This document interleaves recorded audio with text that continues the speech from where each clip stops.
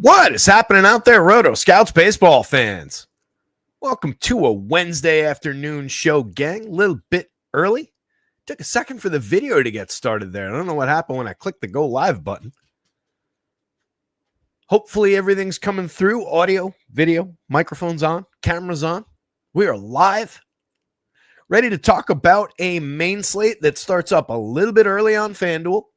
It's a 6:10, I believe. Oops. Yep, 6:35. Excuse me. It was a 1:10 earlier afternoon slate. Early slate just starting up. Projections were up on the website. If you're a member over at rotoscouts.com, you had access for the early projections. A little bonus when I can.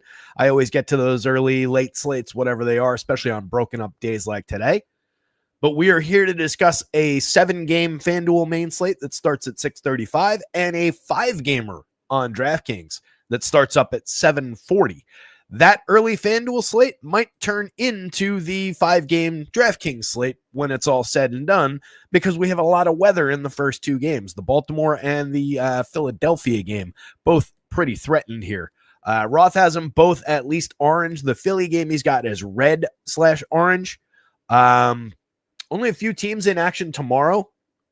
As he notes, both St. Louis and Baltimore in the less likely to get postponed game, according to him. Both those teams are off tomorrow. And then do the Braves or Phillies play tomorrow? Let's see. The Braves and the Phillies play each other in the final game of that series tomorrow, so they could easily schedule a doubleheader for tomorrow as well. So both those games seem pretty threatened on the early part of the FanDuel slate. Something to keep an eye on there. But like I said, we might end up with 5 games on both sites in an identical slate, which would be a shame because there's some appealing options in these games. Starting things off as people trickle in for the early show. Welcome to everybody who's here. Welcome to everybody who's showing up later on, looking for us around 3:30 and saying, oh man, it's already over. Or more likely, knowing us, around 3:30, it'll be like, oh man, Terry's 3 games into the slate. Damn. Hopefully we won't go another 3 hours today. Shorter slate. A lot easier to talk through this one, I think, as well. We've got the Cards and the O's, as mentioned. A lot of weather there. Pretty even up game. 3.91 implied runs 3.92 implied runs on the Cards side. They're going up against Cade Povich. And then we've got the O's drawn down against Miles Michaelis. Seems like a decent enough spot for offense. Both of those pitchers are gettable. Kind of surprised that the Vegas number, the implied total, is respecting Povich as much as it is. I would have expected that to be over 4 runs. If you kick that up to 8.5, it would be. Could easily get there by the end of the day. Might be a little impact from the weather. A lot of low totals on the board. Nothing even cracking 9 afternoon games as well. Michaelis, always gettable. Kind of an innings eater, can give you clean innings, but doesn't give you a ton of upside. There are a handful of strikeouts, but not that many.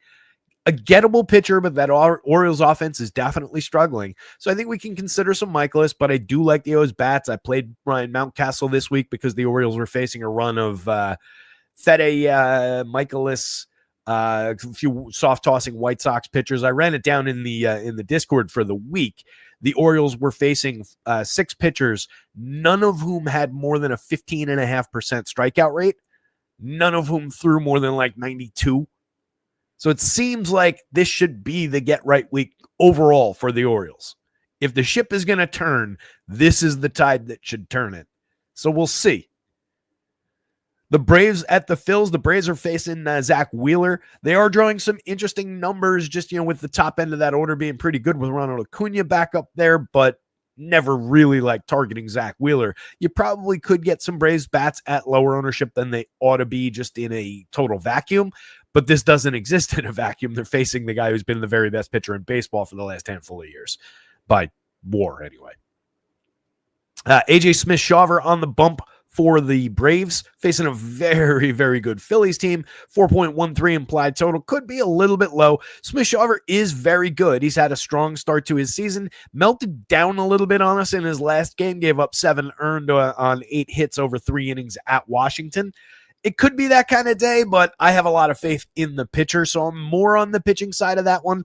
But some one-offs around the big lefties in that lineup at worst, Schwarber, Harper, maybe some of the lower-end lefties could be at least interesting. And the Phils bats a little bit more on the board against Smith-Shawver than the Braves bats, I think, against Zach Wheeler.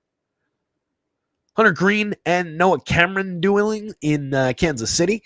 Green going for Cincinnati. Big-time strikeout stuff when he's going right. Couple short starts in a row the last few, and had injury absence there. He came out after 3 innings, was absent for a few weeks. Basically the minimum stint on the IL, maybe a couple extra days. Pitched on the 23rd, went 4, gave up 2 earned, struck out just 2, walked 2, gave up a home run. That was against the Cubbies, obviously a ridiculously talented offense. But the Royals, as much as they've scuffled for run scoring and a lot of upside, they're similarly fairly low strikeout, pretty good at getting on base. Could be a problematic spot for Hunter Green, especially if we're considering him for like 5 innings, 5 and change. So I don't love the upside as much as you might otherwise. He had a 12 strikeout game before that injury absence against Washington. So a lot of upside on the right day, but there's a clear seller on that play today. On the Kansas City side, Noah Cameron has been good and has pitched deep in the ball games. Has gone into the 7th inning in each of his 3 starts. Kind of appealing. 3.87, 3.88 implied total on the Red side. Very gettable Reds team. Obviously, there's upside around Ellie De La Cruz and some of the other players in that lineup. But Cameron has been dynamite so far. He struck out 8 against Minnesota over 6 2/3, gave up 1 run on a solo home run his last game.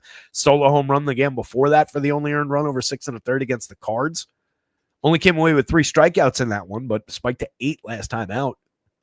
Like the option. Toronto against Texas, 4.07 implied total on the Toronto side, and then Texas looking really sharp at a 4.53 implied total the day after they completely let us down.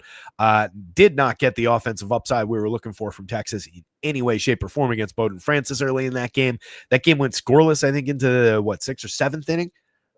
But disappointing day from Texas yesterday. I think we kind of can go back to considering them, though. They're facing Eric Lauer. There's not much upside in Eric Lauer, and there should be some upside around those Texas bats, especially if Corey Seager is actually back in the lineup. He is in the projected. Does seem like there's momentum for him to be back in the lineup today. Tyler Mahle on the hill for the Rangers.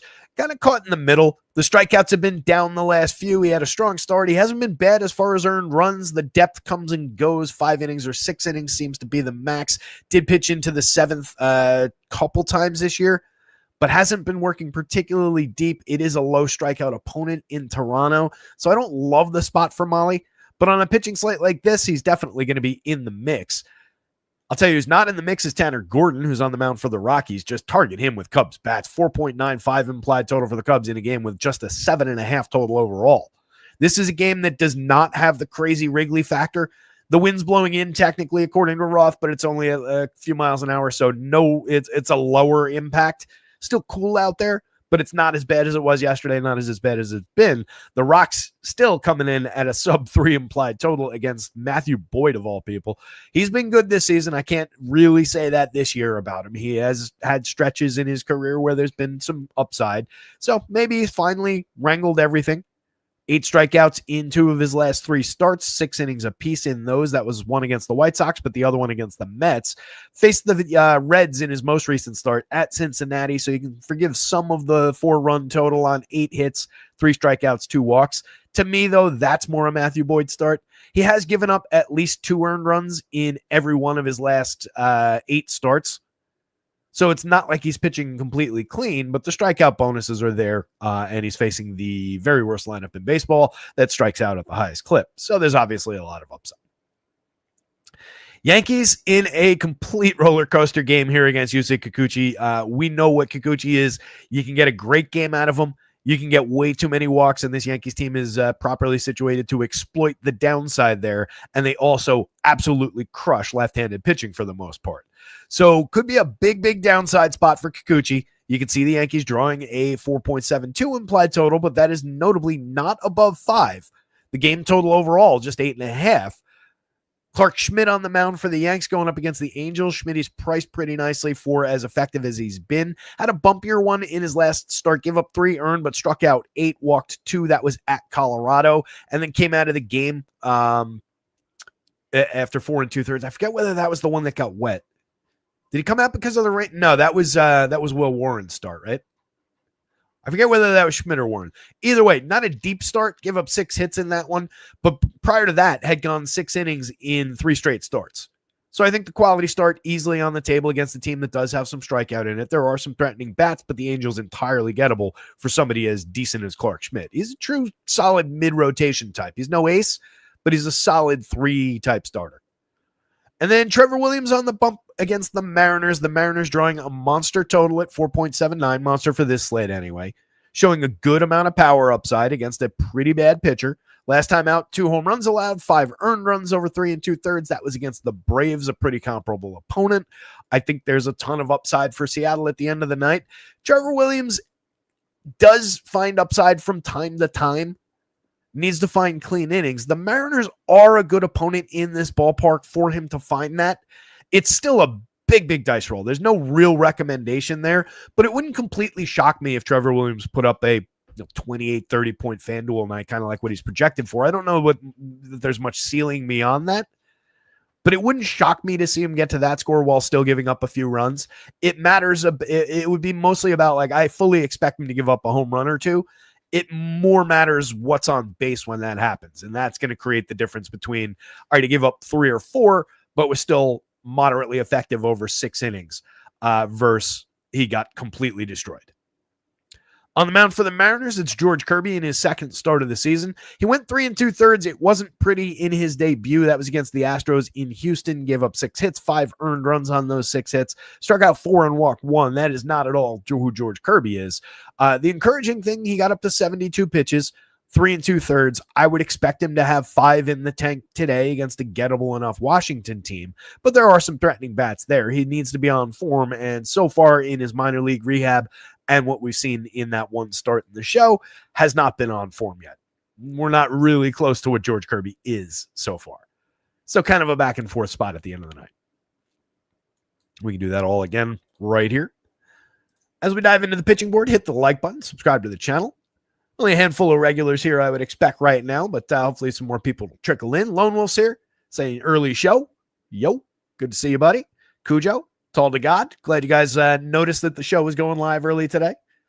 We will pick up some people along the way, I'm sure, and a lot of people will catch up later on. I just, all along, I was planning and hoping on having this show be more in like this window of time, so the opportunity arose to be able to actually knock that out today. And decided to jump on it and jump the line. Kenny Woodhouse is here. What's going on, dude? Good to see you. So, very top of the board, Zach Wheeler. It's not a completely safe spot in terms of the matchup. That Braves lineup a lot better now with Ronald Acuna back at the top, and obviously very threatening throughout the middle of that team. Despite what their win-loss record is, that is still a big upside lineup. But Zach Wheeler is one of the very, very best pitchers in all of baseball. He can take the bat out of their hands completely in terms of the home run. So, on the FanDuel slate, love it. Obviously, he's not available on your DraftKings slate. That is one of the 2 early games. If it gets wet, obviously that's going to be problematic. So very much keep an eye on the weather there. But if that game goes, gotta love Wheeler, even at 11,000 relative to a cheaper board.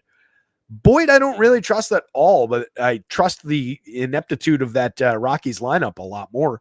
So I think he's perfectly fine to go to 97 on FanDuel and a bargain at 83 on DraftKings. No reason in the world to not make him ludicrously strung throughout. I lost the thread there. No reason not to make him a key feature in your building today. He should definitely be highly involved. You can put him together with Green for 9,000. You could probably get to him in any combination of the other starters on the board because of how generous that price is. So tons and tons of upside there. He's been pitching just on his own, regardless of this matchup, better than an $8,300 price tag. So that's kind of an oddball there. And the fact that he's pitching against by far the worst lineup in baseball, so much the better. Kirby at 84.85 is the interesting wrinkle. That's really cheap for what George Kirby can be. If I can get 5 out of him, I trust him to find 5 strikeouts along the way. If I can get the upside for Seattle, giving him the win bonus, assuming that he gets to the 5, it probably plays better on DraftKings, even though he's slightly more expensive there, especially given the cheap nature of the DK pitching board in general. And because you don't necessarily worry about the sixth inning there. On FanDuel, we do have that concern about the sixth. What I'll throw on top of that, though, is outside of Zach Wheeler, who is notably more expensive, there's nobody here that I would guarantee you a sixth inning quality start from. It's not Matthew Boyd, even against Colorado. It's not Hunter Green. It's not Clark Schmidt, much as I want it to be, with Aaron Boone's hook, depending on what's going on in that fifth inning. Or even, he comes out to start the sixth, then what happens in that sixth inning, most specifically with Boone. Kikuchi, no way I trust against the Yankees. Cameron is on that list, but he's 1,000 more than George Kirby, who I have projected higher. And that's an honest projection innings-wise on Kirby. So I think he's on the board at those prices, even though I'm expecting just 5 innings. It's that kind of pitching slate. There is upside down the board, though. Don't get me wrong. AJ Smith-Shawver for one at 8,600 is a pretty nice comp there. Smith-Shawver has more ceiling probably than Kirby does today. If he's going right, there's no reason he can't come away with a solid strikeout game and 6 solid innings and a win against the Phils. Just accidentally turned off the fan with my foot. Where the hell is the switch? Oh, that's right. This is upside down. I had it on the bottom. Hey, we're back. So, love Smith-Shawver on the FanDuel slate as well at 86, but obviously really, really threatened by that lineup and not as highly projected as you might see him on a lot of other days. Kikuchi is very playable, 81.72. It's a non-offensive price. He's pitching to a great ERA. The xFIP, I'm sure, is a run or so higher. We'll take a look in a second. He's a decent strikeout pitcher, but he walks way too many when things aren't going right. We've talked about him a million times as far as the home run numbers, the walks, the improvements he made the last couple of seasons, and then that's kind of gone by the wayside. And he's facing the best offense in baseball, especially against lefties. So really problematic, but projected right in the middle of the board for a very fair price. I don't think it would be crazy to go like Boyd Kikuchi and just kind of roll the dice with a couple of mediocre lefties. Cameron is just expensive, but again, has been good and has been working deep into games. I would bump him up the list of likely quality starts just on the fact that they keep letting him pitch into the 7th inning and things have been going well. It's not a pushover opponent, but it's also nowhere near the toughest opponent on the board too. So decent spot for Cameron. Molly, I don't have a ton of faith in, and I think the Toronto lineup kind of limits the upside for him a little bit just with their ability to cut strikeouts. I believe in that projection. I think he's, not incorrect. And there is a little bit of ceiling beyond that, of course. He's not unfairly priced for how he's been pitching, but I don't love it. And I don't love the approach to the ceiling as compared to a number of other guys on the slate. I think it would be fair to comp Molly to George Kirby ceiling wise though. Like Kirby's not going much beyond that median projection because he's coming out after 5, almost certainly, where Molly could easily give you 7. And that strikeout balance is there. The points balance would come up. So I think that's in the cards, but I don't think he has similar ceiling to like even Boyd against Colorado. It would be interesting to, if you can math it out on Green, given the price difference on Green as well. Green has more pure strikeout upside, but he also has more downside. He's facing a stingy lineup as well. So that kind of evens out. And at a much higher price on FanDuel, few $100 more on DraftKings, that's an interesting conversation as well, back and forth. So it's not a dead mid board today. I think it does kind of cut around Molly as far as quality for upside. After that, you're just kind of bargain hunting. You get Michaelis on the FanDuel slate if that game plays, 7,800. He doesn't project too poorly. And again, that Orioles lineup is struggling, but they've been dramatically underperforming their talent. And he's just a soft tosser who's going to get you 6 innings of maybe, a couple run ball. He's not likely for a big strikeout day. There's not much ceiling on that one, but there is a big discount. Lauer, no faith at 6,800. 7,000 for Williams. I mentioned, he projects out all right. Both of these guys kind of project out okay. K. Povich has been up and down. Trevor Williams is not good, but there are some Ks in that Mariners lineup. On the right day, he could find you a little bit of score for a very cheap price. Those guys are alive on this week's slate, but no faith, no trust, not a ton of upside either. Povich obviously not on the DraftKings board. At 62, it's a dice roll. I would much rather have either of those guys And I would probably go to Williams over Lauer as compared to Tanner Gordon. I don't think Tanner Gordon's on the board on DraftKings. He is likely to get destroyed by that Cubs lineup. Let's take a look at the game by game. Hit the like, subscribe to the channel as we get started. Check out rotoscouts.com. That's where all the projections live. You get access to every main slate guaranteed. I've been throwing up a lot of the earlies, the lates, the ancillary slates around the edges, especially as these sites try and carve out every rake opportunity that they can this year. It's been kind of annoying. But check that out. You get access to all of the player projections. You get an individual player home run model number for every single player's probability to hit home run in the spot. Do projected lineups to begin with, and then we confirm them throughout the day. So those all update through the day. You get access to those. You get the pitcher projections, top stack rankings, power index, my individual home run picks, home run pick of the day, home run pick from every team. You also get basketball in there. You get hockey in there all the way through the playoffs. Getting into showdown slates lately. Lot going on at Rotoscouts, and all of that, every single thing that hits that website is yours for under $1 a day. Best deal in town. I hit up our pal Gunn. I actually did respond to him. We have a 4-game everything at night slate tomorrow. I think it'd be a 6:45 start. Yeah, 6:45 start with Braves Phillies, and there's only 4 games on deck. So that is ideal for us to not accidentally do like a 6-hour show if we can get on together. So we'll see if he's available tomorrow. I just hit him up before this show.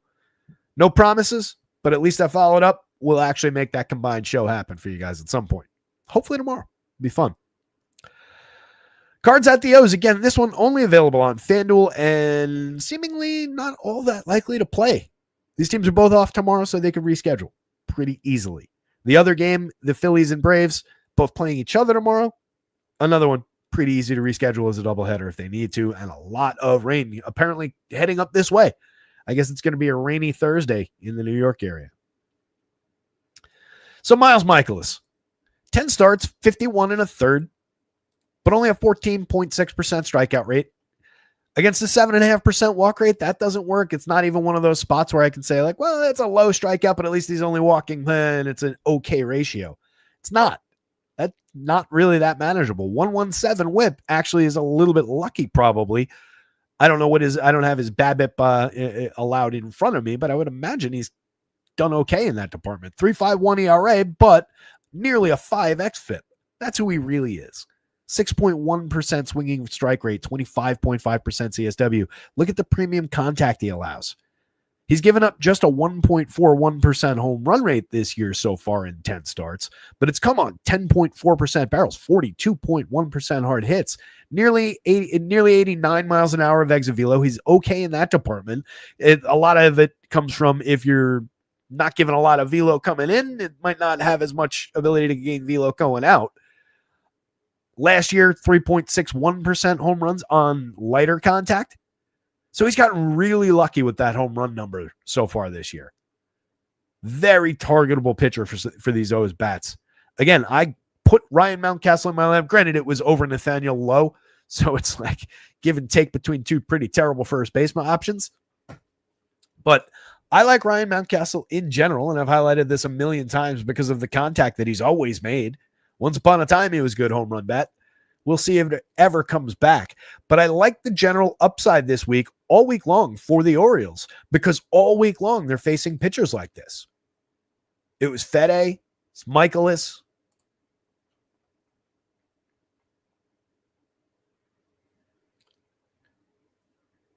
Where is it?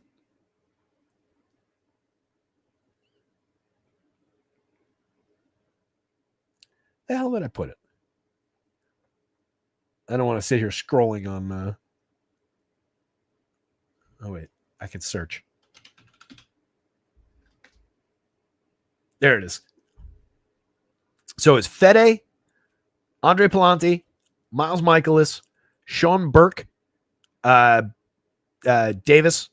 from the White Sox, Davis Martin, and Adrian Hauser. Not one of those guys has better than a 15.7% strikeout rate. This should be get right week for these Orioles. I like the O's bats. Cade Povich, 7,700, 25 point projection. He's pitching to a 21.8% strikeout rate, walking too many at 8.4%, 1.45 whip. Obviously, way too many guys on base, way too much opportunity for run scoring events. 4.86 ERA, but a sub 4 whip, just barely, but it's sub 4. 9.1% swinging, 27.7% CSW. Stuff Plus doesn't really love the arsenal, hasn't really been getting away with all the premium contact and power. It is technically a sub 4% home run rate, but if we're rounding up from the hundreds, we're at a 4. So, dicey as far as the power goes. This Cards lineup, not all that good. There are a couple right-handed bats that are still threatening there. It's an okay enough target, though, where at cheap price, I think if you're building a ton of lineups, you could definitely roll those dice a few times. Is Cade Povich my pitcher of choice if I'm going one lineup or like even in 3 lineups on FanDuel? Probably not. I don't think he makes the cut that way.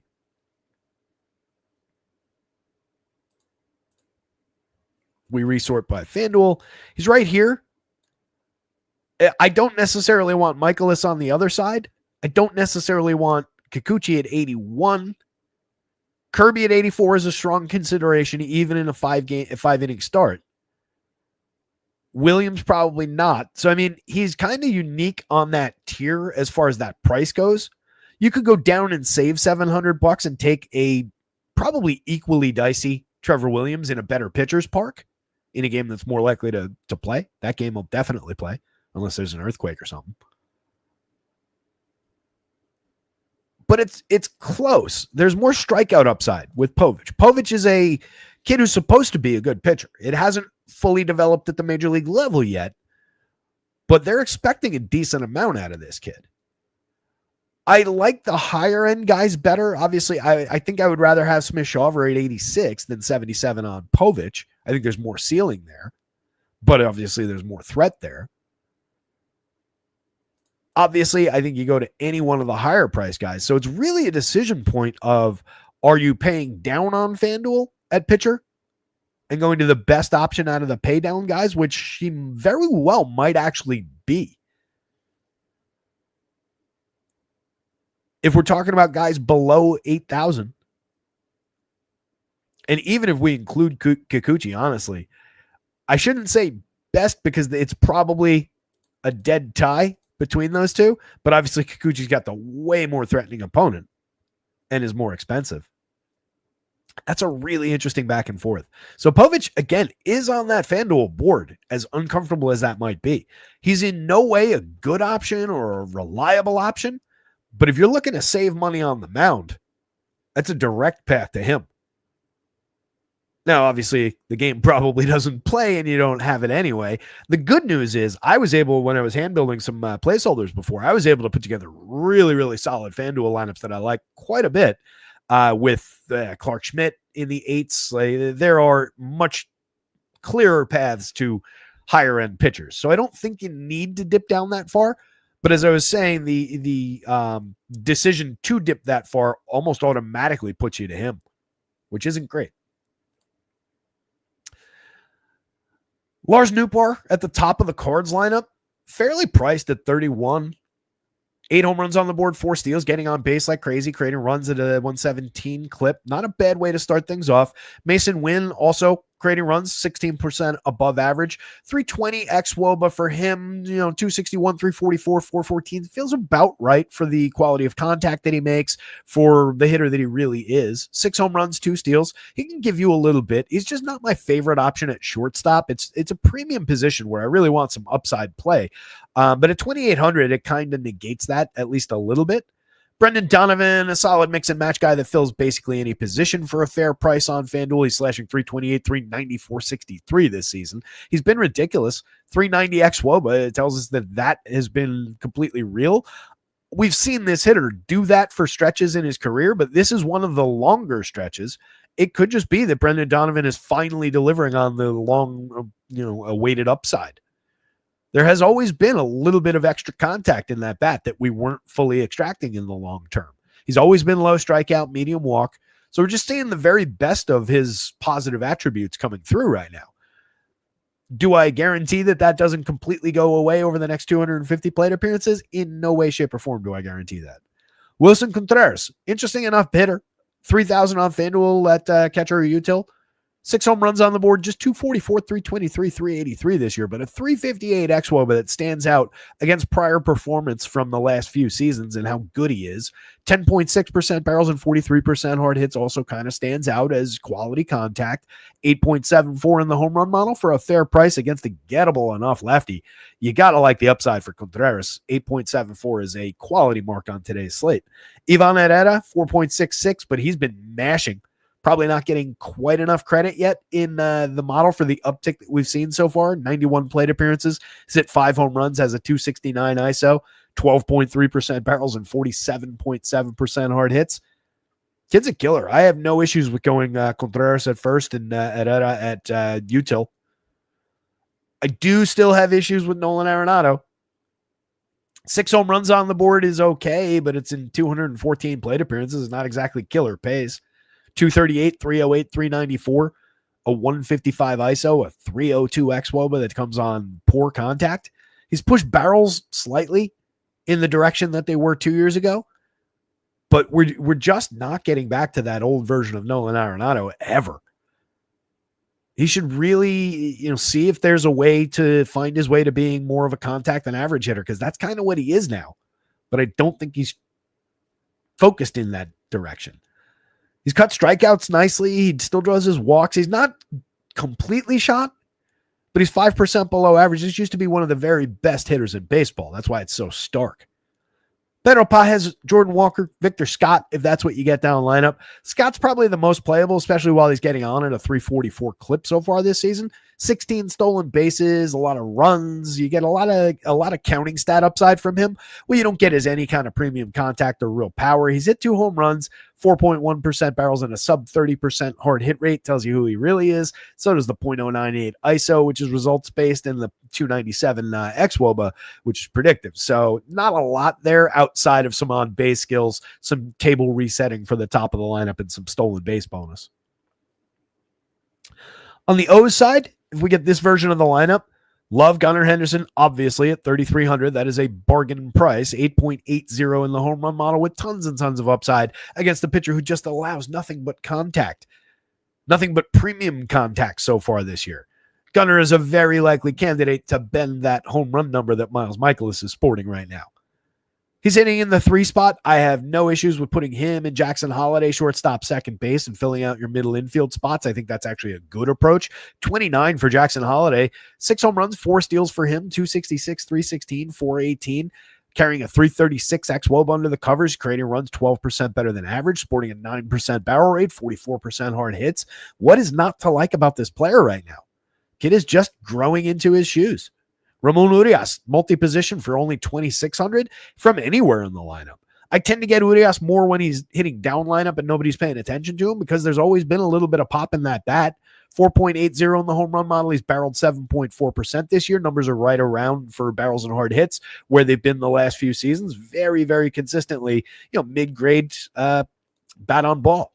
Walking and striking out in similar territory to the last couple seasons, slashing 282, 338, 376 with a 106 WRC plus over his 133. He's more of a down lineup hitter, but if you get him in this spot against Miles Michaelis, take advantage. He's cheap, fits right in with this stack. I have no issues with him at first or third base as a cheap option either. Ryan Mountcastle, I definitely want to be involved though. So probably going, if you're just top fouring this, you're putting Urias at third, you're taking Mountcastle at first, but you've got options. There are down lineup hitters throughout this lineup. Mountcastle makes great contact, 10.9% barrels, 46% hard hits, sees no results. He might be the unluckiest man in baseball. 235, 271, 335, despite killer contact. Strikeouts are at 23.4. That's up a little bit over his consistent 22% the last couple of years. Walks are slightly down, especially compared to 2 years ago. But he's not far off the mark for this. It's not like there's a spike to like 30-something percent strikeouts that completely explains the general lack of results at the plate for the contact. It's kind of mystifying. I'm still a believer. And against, again, a pitcher who just soft tosses you and allows plenty of contact up there, I like the chances for the breakout Ryan Mountcastle week. First game, I had him in. He went 0 for 3, got hit by a pitch. but had a good game yesterday.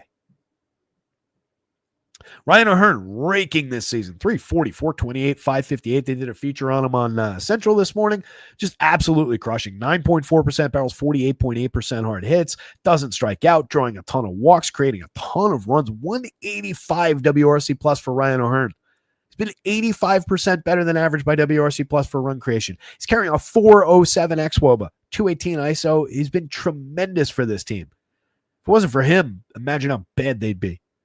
Cedric Mullins, Dylan Carlson, Houston Kjerstad, all playable options down lineup. Everybody puts at least decent bat on ball. Outside of that stark 16% hard hit rate. Jesus. That's only 41 plate appearances. Dylan Carlson's better than a 16% hard hit rate, but last year it was only 25.8. 2 years ago, 37%.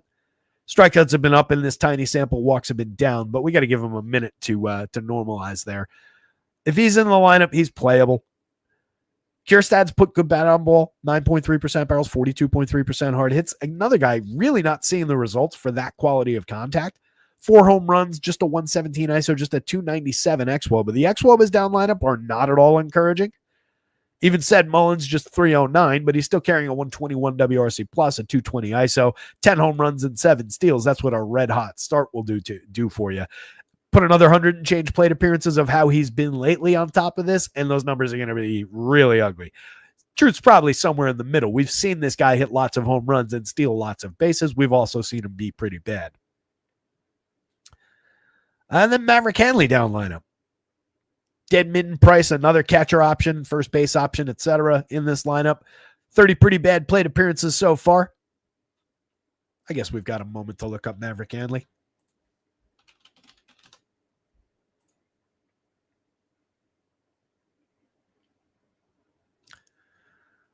330 AAA plate appearances last year. He hit 3 home runs. He stole 5 bases. He struck out 22.4% of the time, but he did walk 13.3.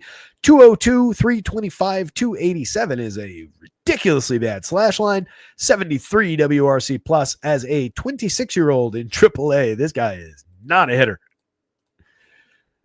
It's the first time I've actually given him any kind of thought. I do not think you should play Maverick Hanley if he's in their lineup at all. This goes Orioles bats, Cardinals bats.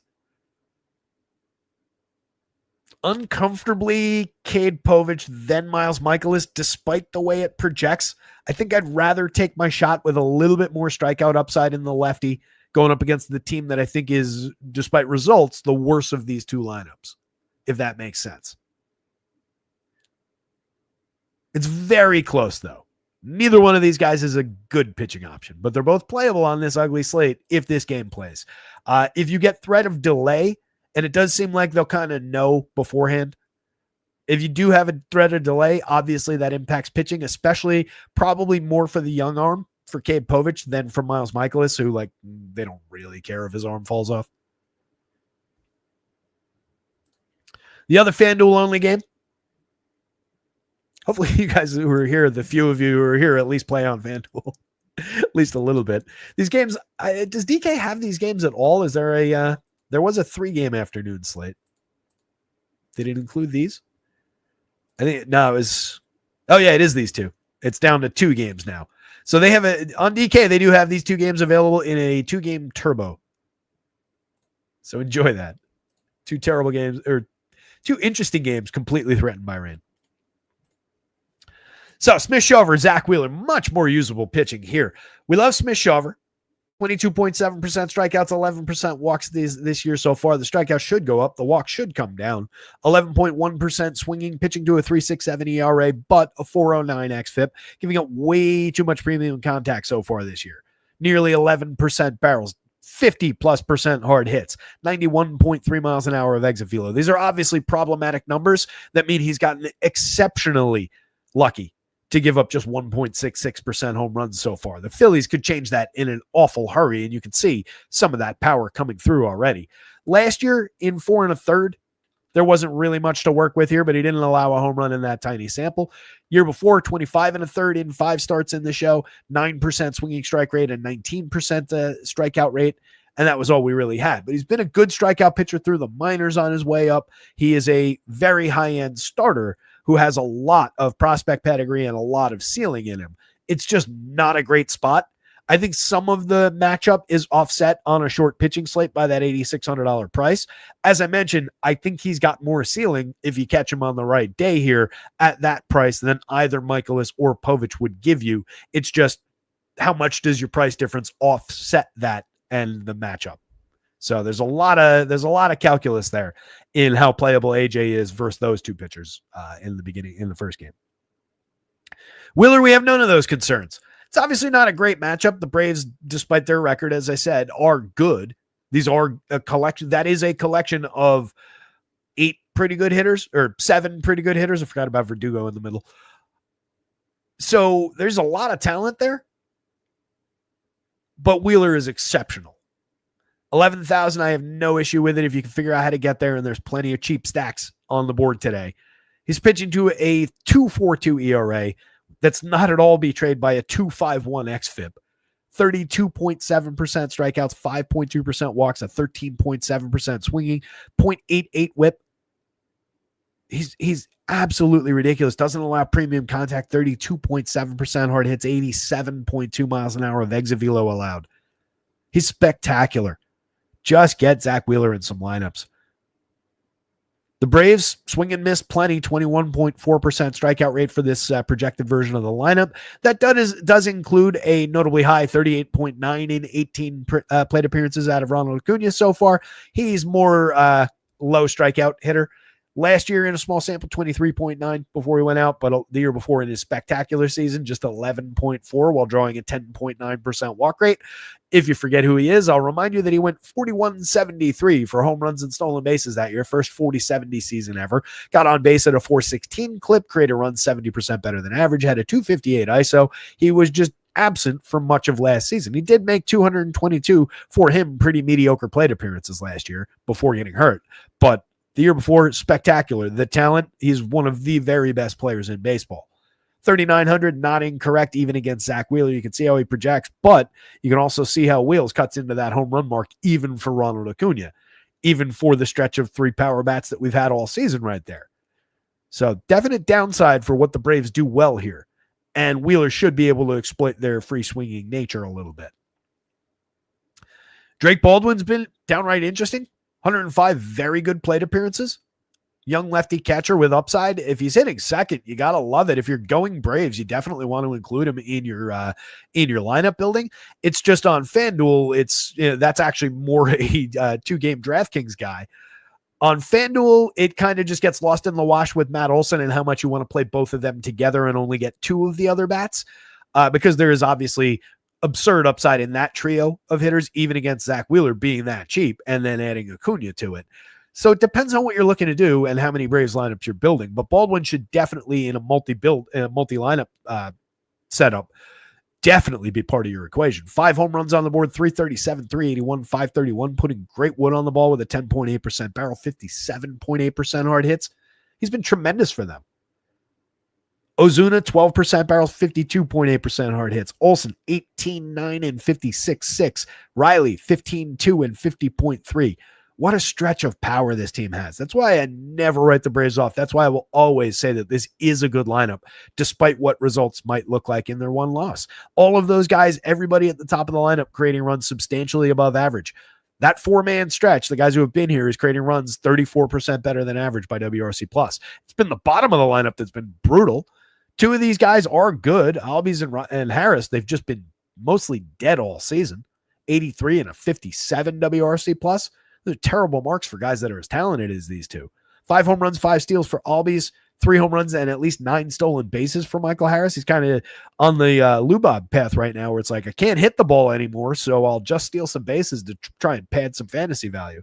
He's at least not striking out. Neither of them are. Neither of them is really drawing a tremendous walk rate, but it's the lack of strikeouts, the balls in play can at least keep them alive. And that's why I do believe that there's a comeback to be had here, especially on Harris. Like the premium contact, it's down notably from where it's been, but that is nearly a 4% hard hit rate, or 40% rather. That is nearly a 6% barrel rate. We're climbing, we're approaching reasonable territory. And when you're striking out at that lower rate and walking at that lower rate, that means this is going to be frequent contact. So it's got the opportunity to continue climbing and to see some good results from it. So I never write off Harris at the bottom of the lineup. I'm still a big believer in Albies, and at least you're getting a very cheap version of that hitter at second base. So it's an ideal spot to plunk somebody who's maybe struggled, but has been an all-star caliber player in seasons past. I'm fine with that at second base. Look how it worked out for Jose Altuve last night. Another 2 home run day. Did I or did I not say there were signs of life from Jose Altuve lately? Granted, I was just talking about the previous 2 home run day from a few days ago, but it's nice to see. One of my friends in the group text, I have him on the Dynasty team. So another 2 home runs from Jose Altuve. And my buddy Steve responded, what does he have, a radio in his ear again? I'll take it. As long as they don't play the Yankees in the playoffs.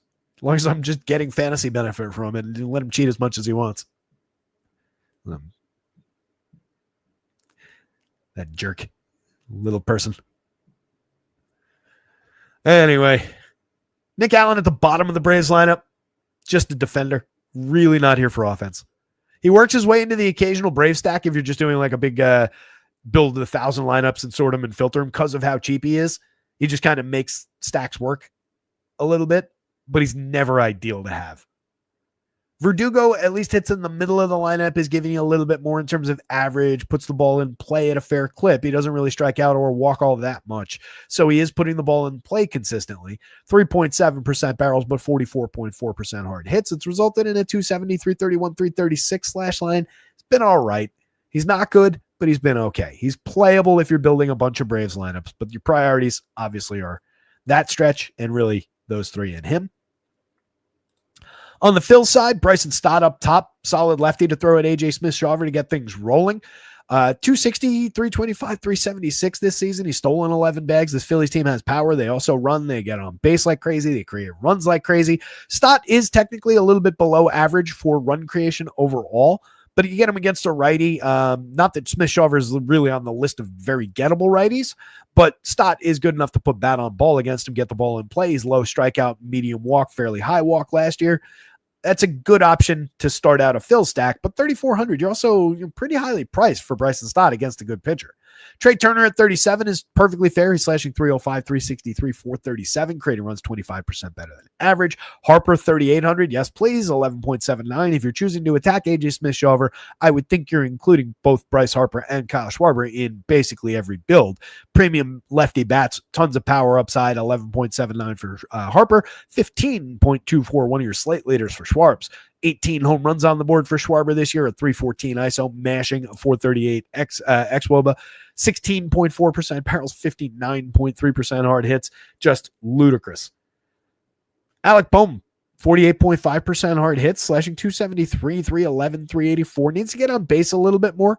334 xWOBA supports the upside. He's always been very low strikeout, medium walk, low walk this year. So a lot of high quality balls in play out of Bohm for just 2,700. He can be a either corner for me, technically third base every time because we're using Harper, but we have the util spot. So a lot of flexibility in Bohm.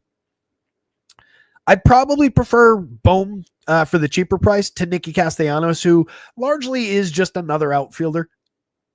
He's 3,000. I'll take the discount for the guy that is truly the better hitter of the two. Castellanos probably has a little bit more true power, but so far this season and last year and not the year before necessarily, but the last season and a half, Bohm's been hitting the ball harder. He doesn't see the home run results and the home run upside necessarily that Castellanos might find for you, but he hits the ball squarely and harder and does see plenty of upside. 334 xWOBA versus 323 can tell that story a little bit. Max Kepler, love the upside for lefty power. If you're choosing to target AJ Smith-Shawver, that will be one of your sneakier options from down lineup. Max has hit 6 home runs this year. The slash line has been up. It's been down. It's trending downward, but 343 xWOBA, there's a lot of quality underlying. 11.8% barrels, 48% hard hits. We've seen Max Kepler be a premium left-handed home run hitter over time. He's only 2,700 against a pitcher that's giving up this kind of premium contact. I know he hasn't given up many home runs, but again, he's gotten lucky to not be at like 5%. He should have given up a handful more home runs than he has. Yeah, AB, I talked about it. Both the early games on the FanDuel and the 2-game DraftKings slate, probably not going to play. but we're here to break them down. Down the lineup, JT Realmuto having a tremendous season for premium contact. 11.5% barrels, 45.9% hard hits. Right, the barrels are up. The hard hits are an exact match for last year and continuing his success from the last few seasons. It's resulted in a mediocre slash line. Just a 146 ISO, 5 homers, 4 steals. That's not bad at 2,700, and those numbers should be better. 326 xWOBA is even a little bit underwhelming. It's around the average. You would expect a little bit more than that. 25.9% Ks, but 9.5% walks. Everything is in line and engaged for JT Realmuto. Even not needing to play catchers, if I'm building a bunch of Philly stacks against Smith-Shawver, Realmuto is definitely involved. And if I need a cheap bat to differentiate, and let's say I'm using a team that's heavy on outfielders in other spots, but I have Schwarbs in one spot, I have no problem going to Realmuto in the catcher, the util spot. Harper at first, him at util. Schwarb's in the outfield along with 2 outfielders from my other team. Maybe Bohm at third for another cheap bat there. That gets me, if you do that, gets to 2 bats that I really like and brings the overall average to 3,400, 3,375 apiece. And you're getting Harper and Schwarber. I have no issue paying that price for Bohm and Realmuto. Those are 2 hitters who have been priced around that level over time. Brandon Marsh at 2,300 is another guy who historically has been very good at getting on base. Does have a little bit of lefty pop in that bat. 45.3% hard hits this year. The barrels are down. Last year, made tremendous contact. Year before, same thing. While getting on base at a decent clip, while drawing a strong walk rate. There's a lot of strikeouts there, but there's a lot of positive attributes when you can get him at 2,300 against a righty. Zach Wheeler. He's so cheap. I'll give it to AJ Smith-Shawver. But the Phillies bats are right breathing down his neck. And then the Braves bats behind that. I do think for, if this game goes, obviously, for a little bit of maybe sneaky value, the top end of the Braves are playable. But it's loose because, again, Wheeler, one of the best run limiters in all of baseball. Welcome in DraftKings. Ellie De La Cruz, 6,200, 3,700. He hit 2 last night, right? Was it just 1 or is it 2? I know he put up a huge score. 11 homers, 17 stolen bases on the season. Having a tremendous year. 107 WRC plus. Could easily push higher if these trends continue. As I noted yesterday, he's cut strikeout. He made strides year over year from 23 to 24. 33.7 down to 31.3. And he's done it again so far. Down another 3 percentage points. That's crucial for him. If he continues to push that down, if he could ever get it down around like 25, that would be another huge step forward for a guy who's already a superstar. 13.3% barrels, 46.7% hard hits. Going up against Noah Cameron, easily worth paying for Ellie today. That said, even at a high price, I do kind of like Noah Cameron. He's only striking out 19.7%. He had light strikeout games in his first 2 outings.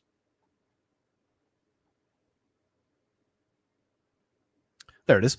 3 strikeouts apiece in the first 2, but gave up only 1 earned run. That was against St. Louis and at Tampa Bay, 2 mid-board teams, but obviously a terrible ballpark in his debut at Tampa Bay. That was back on April 30th, and then he went down, and he was came back on the 17th. 17th, he faced St. Louis. 3 strikeouts, no walks. 1 run on a solo homer. So that was over 12 2/3 in his first 2 outings, 1 earned run, but only 3 strikeouts in each, and he walked 5 in that Rays game. So it skewed his walk rate up a little bit. He put it all together in the last start. At Minnesota, 6 2/3 just the other day. 4 hits, 1 earned run that came on a solo shot, 8 strikeouts, 1 walk. Put it all together. So there is a better strikeout ceiling than that 19.7 suggests. In the last 2 starts, in 13 combined innings, he's walked 1 hitter. So there is a better ability to limit walks than that 8.5 might suggest in the small sample. 0.93 ERA, completely betrayed by the 4.18 xFIP, probably is a little bit more gettable than the 0.93 ERA would suggest. But what I absolutely love is that he pitched into the 7th inning in each of his 3 starts so far. That's not normal. You don't see that from stretched out veterans a lot these days. So there's upside here. 8,800 is tremendous for him on DraftKings. It's a threatening enough Reds lineup, but it's also a Reds lineup that's carrying a 25.1% strikeout rate right now. Some of those are small samples. Like the guys that we had full samples on from last year, that's 21.8. That's still gettable. Year before, same group of hitters, 23.9, which was also right there. So this is a team you can target. I downright like it at 88, and I think it's maybe, hopefully, sneaky playable on FanDuel. Let's see what the ownership looks like. It's going to come down to that ownership as far as whether that FanDuel price is playable. But you got such a good, if things go well, obviously, such a good shot at the quality start, given that they're allowing him to pitch to depth. He's projected for sub 1% ownership in these ownership projections.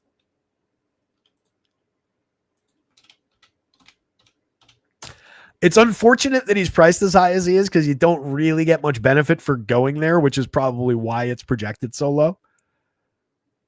But this is a kid. He is very talented. He's one of their better pitching prospects. He's almost 26. But throughout his minor league run, so far this season in AAA, 7 starts. So on top of the 3 that he's made in the show, 28.6% strikeouts. Did have a bit of a walk issue at 9.8%. So that is something to keep an eye on. But last year in 25 starts, 16 at AA and then 9 at AAA, he pitched to a 27.8% strikeout rate that went up to a 29% when he made the jump to AAA, 6.7% walks that went down to 5.1 when he made the jump to AAA. There's talent here. Considering that I'm getting him at potentially sub 1% ownership, and I'll be one of the only people who does it, at 94, again, there's no real upside baked into doing that from here when I could go, a George Kirby who's going to give me 5, but only cost 84 when I have a lot of comparable upside from an $8,800 Clark Schmidt. What he is, though, is an upside pitcher who kind of gives you similar construction to all the people who take these guys. And if those guys go pop, and every one of those guys outside of Wheeler probably could go pop, and at 11,000, the Braves don't need to do too much damage to at least ding the day for Zach Wheeler and make it more like a Noah Cameron upside day. So that super low ownership makes him interesting.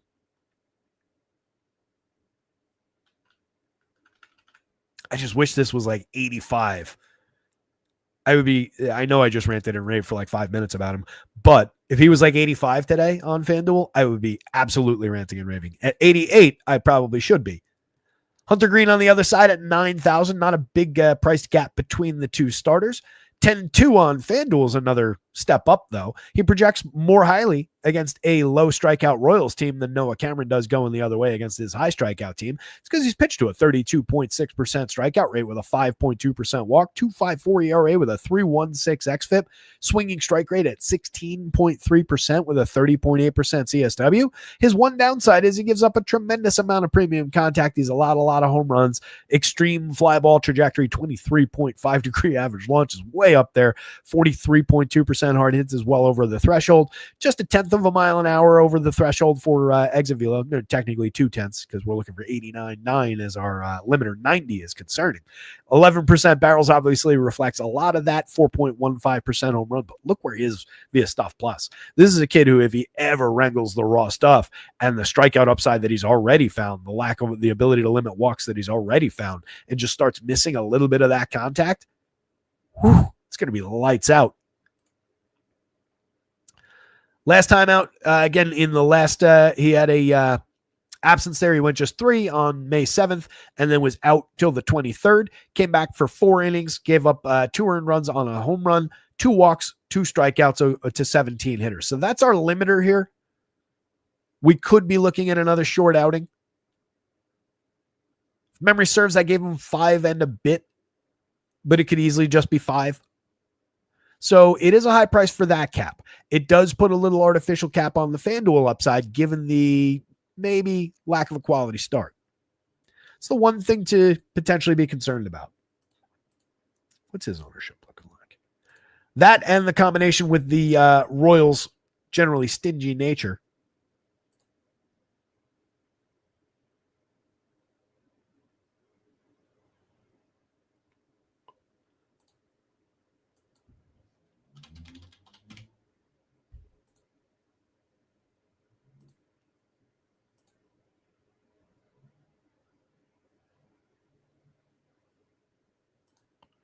Did he also make no rehab starts?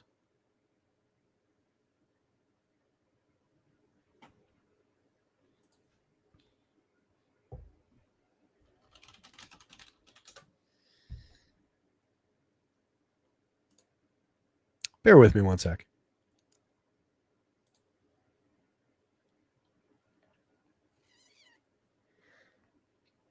He threw 83 pitches in that return.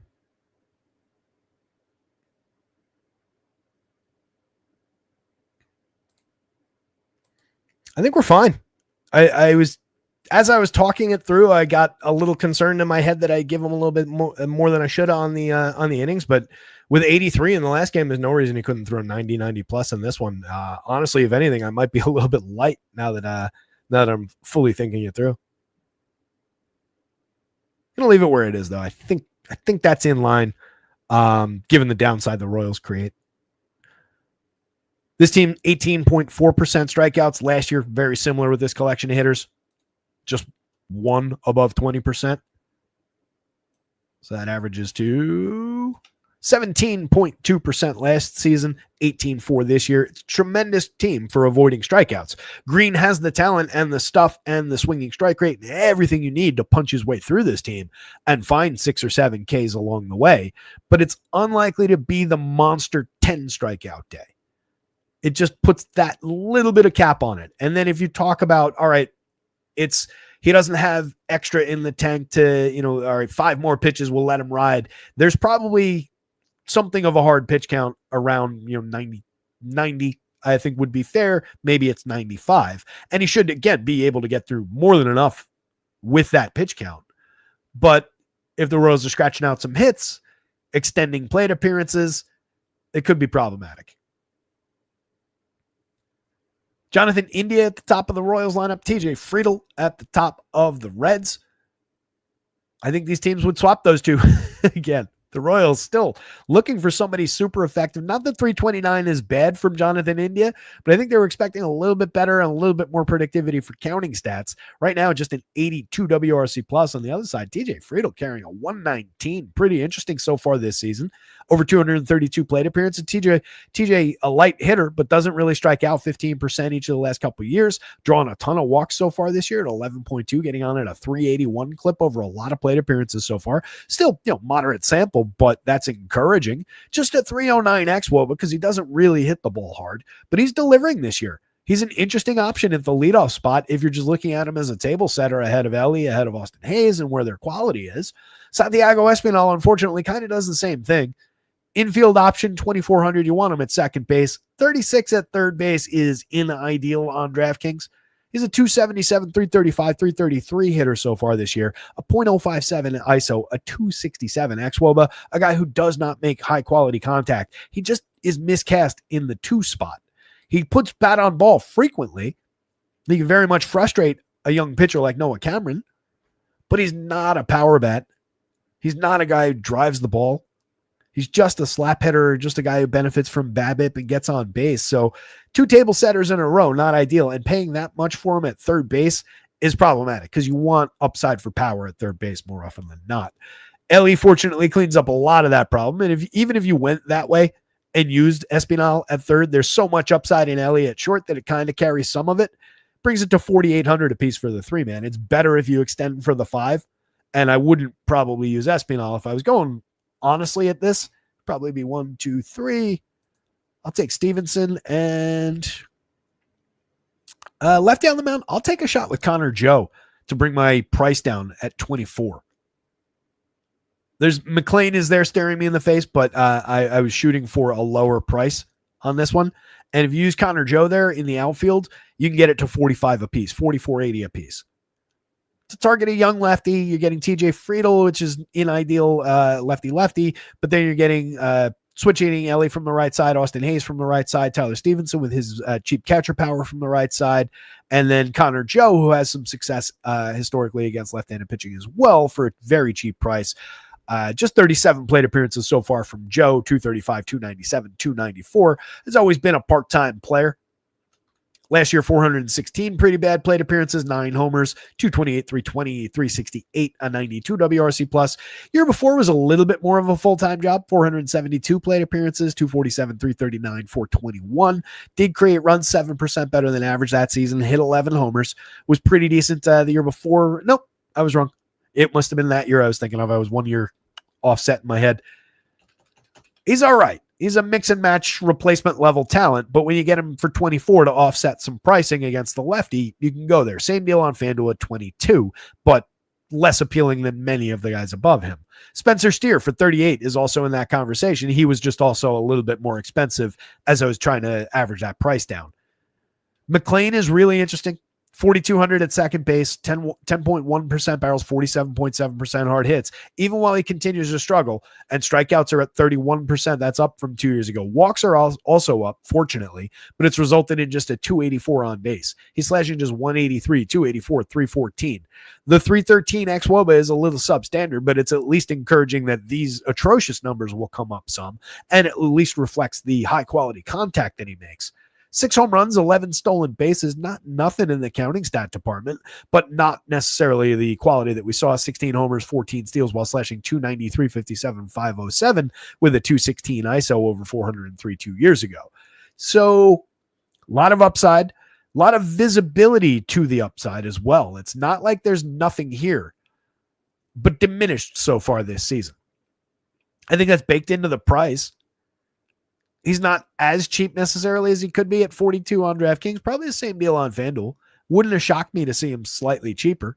They're giving him some credit for what he's doing under the covers this year and for who he was 2 years ago. But very, very playable at those prices at second base. Hayes at 52, going back up the lineup a little bit, has put great bat on ball this season.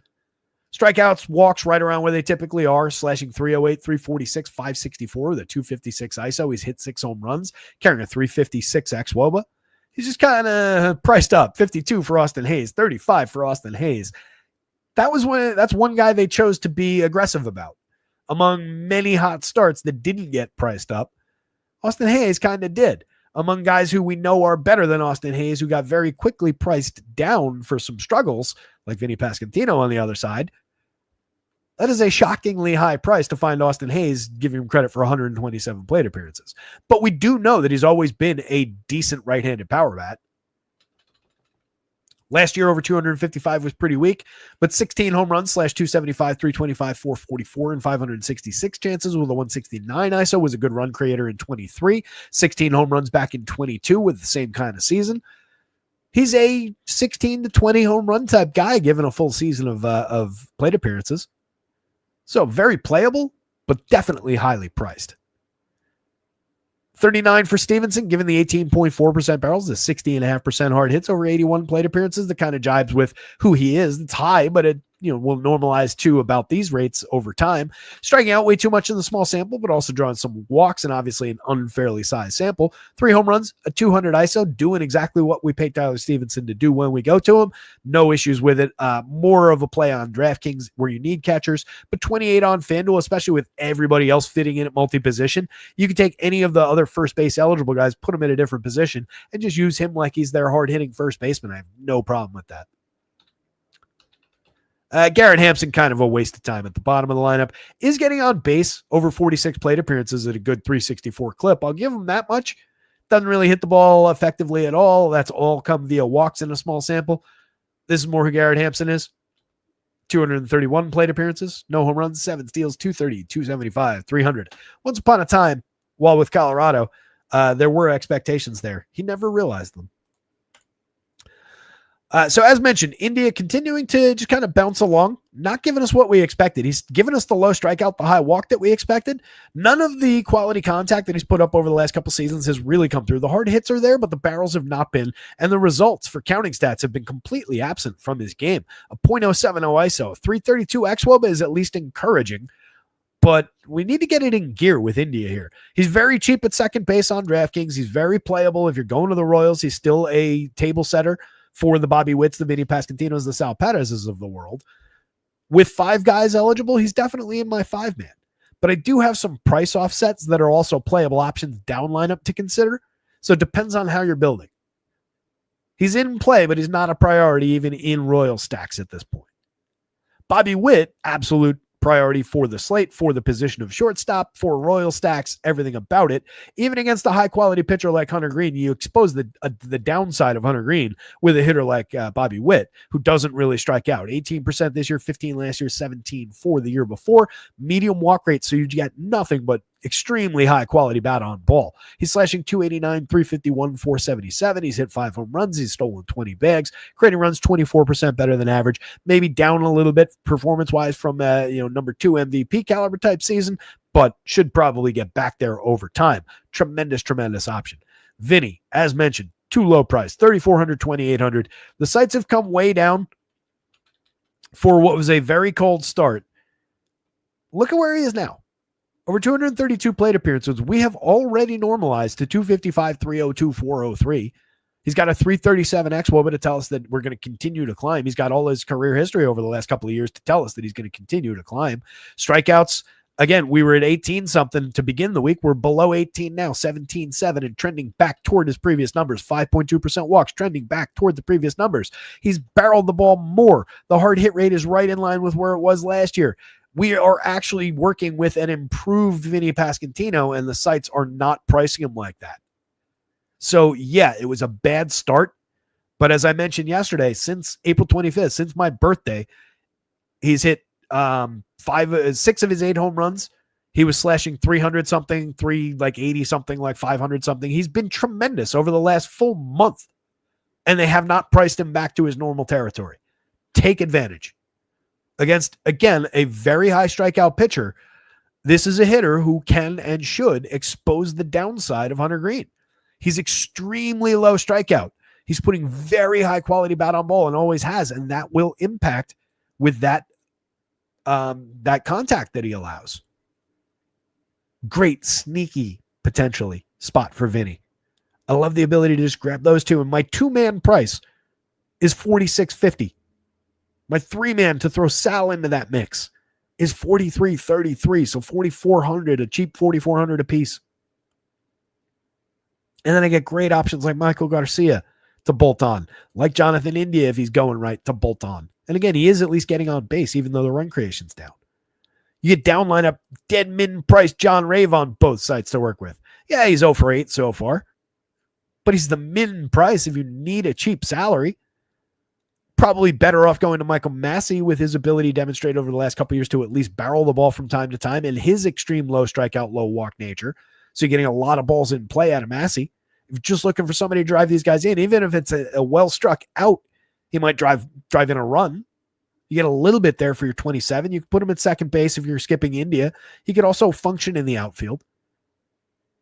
On FanDuel, it's the other way around. You get him at second. You get the multi-position over there. Freddie Furman, we've talked about a bunch over the last couple seasons. He's backup level catcher. Doesn't see full plate appearances, just 107. He's been pretty weak this year. But last year over 368, he slashed 271, 319, 366. He's not a great run creator. He's not a power bat by any means. But if we're looking for a guy to put the ball in play, maybe hit the occasional home run. He did hit 9 back in 2023 over 235 chances while slashing 281, 321, 461. Had a 180 ISO and created runs 8% better than average. Guy's got a good stick. Don't sleep on Freddie Furman, especially on DraftKings where you have to play catcher at 21. If you happen to skip Sal Perez, which you should not do, Freddie's right there. So let's say you went like 1, 2, 3, and let's prioritize making it as cheap as possible. 4, 5, if this is the lineup. That's a $3,540 a man. So $3,600 a man for Bobby, Vinny, Michael Garcia, who's been tremendous this year, and then 2 discount spots, but one of whom has been a good major league bat over time. That's not a bad way to throw bats at Hunter Green here. A lot of those guys, very low strikeout. A lot of those guys can carve up the downside of Hunter Green. Again, Hunter Green has every chance to be very, very good tonight and completely shut this team down. They're carrying a sub-4 total. But this is not a great target for Hunter Green for what he does poorly. Garcia, just to put numbers on it, 308, 371, 465, a 346 xWOBA, 5 homers, 10 steals, a 135 WRC+. It's been fantastic this year. Just 4,300 at third base, no issues with it. But if I can get him at second, I'll pay a little bit of tax at 31 on FanDuel. This is just crazy cheap for how good he's been. I'll give it to the pitchers. Hunter Green, Noah Cameron, particularly on DraftKings at 88.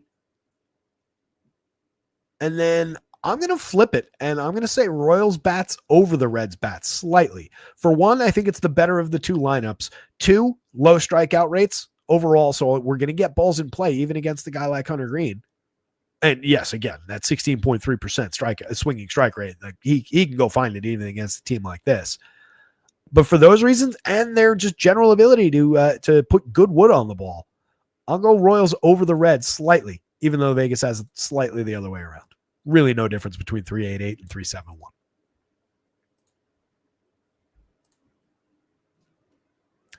Andy's here. Afternoon. Colin got here and had to rewind. Yep, started up early today. Apologies for the surprise, but hopefully everybody out there can catch up. I'm interested to see what the difference in the view count, because some people watch it, after the fact. Some people pull it up, watch part of it, come back later on. I'm curious to see what the earlier start does with the overall view count. Imagine it'll be much the same. Hit the like button, subscribe to the channel if you haven't. Leave comments on the video. Does help with engagement. Jump into our Discord. Discord's linked in the description for this video. Discord's always free. Good chat going on in there. I'm always asking questions, etc., etc. Andy's going on the rewind as well. 2:48 already. Jeez. Why did I even bother starting early? So the Jays, the Rangers, solid implied total on the Rangers, who again completely let us down yesterday, but are showing some pretty premium home run marks again. Corey Seager back in the projected lineup. Do we get any of these? No, still nothing. Obviously, huge bump to this team if Seager's back. 4,900, 3,400. He's honestly pretty cheap on both sites. When he left, over 107 plate appearances, he was slashing 300, 346, 520, 6 home runs on the board, a 220 ISO, a 425 xWOBA, making monster premium contact. I'm not sweating lefty-lefty with Corey Seager in general, and I'm not sweating against a pitcher like Eric Lauer. So fire away with Seager if he's in the lineup, and that definitely rising tide effect on the Rangers bats in general. So big thing to look out for if he's back in the lineup. I do expect him, considering the recent smoke around his imminent comeback. 10 home runs, 10 steals on the board for Wyatt Langford. Like the power upside, very realistic premium contact numbers, 14-2, 48-8 for barrels and hard hits. Low strikeout, high walks so far, 4,935. No issues paying the same price for him as Corey Seager. It's not correct, but I'll do it. 35 on FanDuel. I have a little bit of an issue with making him higher priced than Corey Seager, even in Seager's comeback from the IL. That should just never be the case. But Langford is very, very good and very playable here against a pitcher like Eric Lauer. Lauer over 2 starts, 16 1/3, is pitching to a 24.6% strikeout rate, 3.31 ERA, but a glaring 4.40 xFIP. His strikeouts have come on a substandard 9% swinging strike rate, just 25.6% CSW. So it's a little bit of an illusion. What's not an illusion is all the premium contact he's allowed. 14% barrels, 51.2% hard hits, 93.3 miles an hour of exit velo with a 51.2% hard hit rate, 40.62% home runs. 2 years ago, when last we saw him in the show, over 46 2/3 in 9 starts. He pitched to a 6.56 ERA with a 5.58 xFIP, didn't strike anybody out. He walked too many, had a 1.67 whip, had a 7.58% home run rate, 91 plus miles an hour, nearly 92 miles an hour of exit velo, tons of barrels, tons of hard hits. Year before that, it was a little bit more managed over a full season, but it was still a 4.08% home run rate, so we were still over the threshold. He pitched okay that year, 23.8% strikeouts, 8.9% walks, and a 1.22 whip is too many opportunities for opposing teams. He got through it with a 3.69 ERA, but that's a little exposed by the 4.08 xFIP. Still was not great for swinging strikes in CSW. It's an extremely gettable pitcher. At 6,000 at 6,800 against the scuffling Rangers team, could he give you just enough upside? He probably could. I don't think he's necessarily off the board. The only guy off the board really is the guy facing the Cubs. But I really have very, very little faith in Eric Lauer doing anything at all. And I really can see the clear upside for the Rangers bats once again here. I know they've been bad. I know they probably are bad. But there's just too much in the model that's really saying stay away from Eric Lauer. 6,000 though, again, on DraftKings, you could throw that dart. At 68 on FanDuel, I'm a lot more skeptical. It's there if you want it. Tyler Mahle is better. 18.3% strikeouts, but too high a walk rate. 1.80 ERA, completely belied by a 4.16 xFIP. Just 9.9% swinging, just a 25.1% CSW. Has managed to mostly avoid premium contact and power, though. Just a 0.85% home run rate on a very good hard hit. Very good average exit velo. That kind of reflects who Mahle is. It's problematic for contact back here, but that was just 25 2/3 in 5 starts. Was okay for it here in just 3 starts, 12 2/3. And then going back in time, a 3.18% home run rate, but that did come on just 88.7 miles an hour of exit velo, 38.3% hard hits. So he's a pitcher who's able to manage power when everything's going right. Strikeouts have kind of thinned out a little bit at just 18.3 so far this year. And again, a lot of walks. Going up against a very stingy Blue Jays team, I think is the biggest concern. 19.3% strikeout collectively this year, 17.4 last year. It's a team that's low strikeout, a lot like what the Royals are. There are a couple threatening bats like Vladdy Guerrero. It's an underwhelming lineup overall, though. Several guys dramatically underperforming their talent levels so far in there as well. It's not a safe spot for Mahle, and I don't think there's a ton of ceiling on it.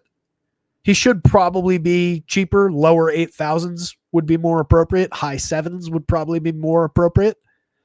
You get just enough out of him here, though, I think, maybe to compete.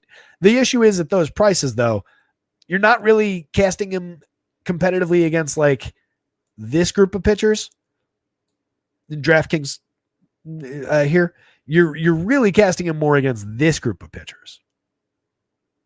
So it's not great that he's projected down here by comparison. Very challenging spot for any Mahle upside to really come through.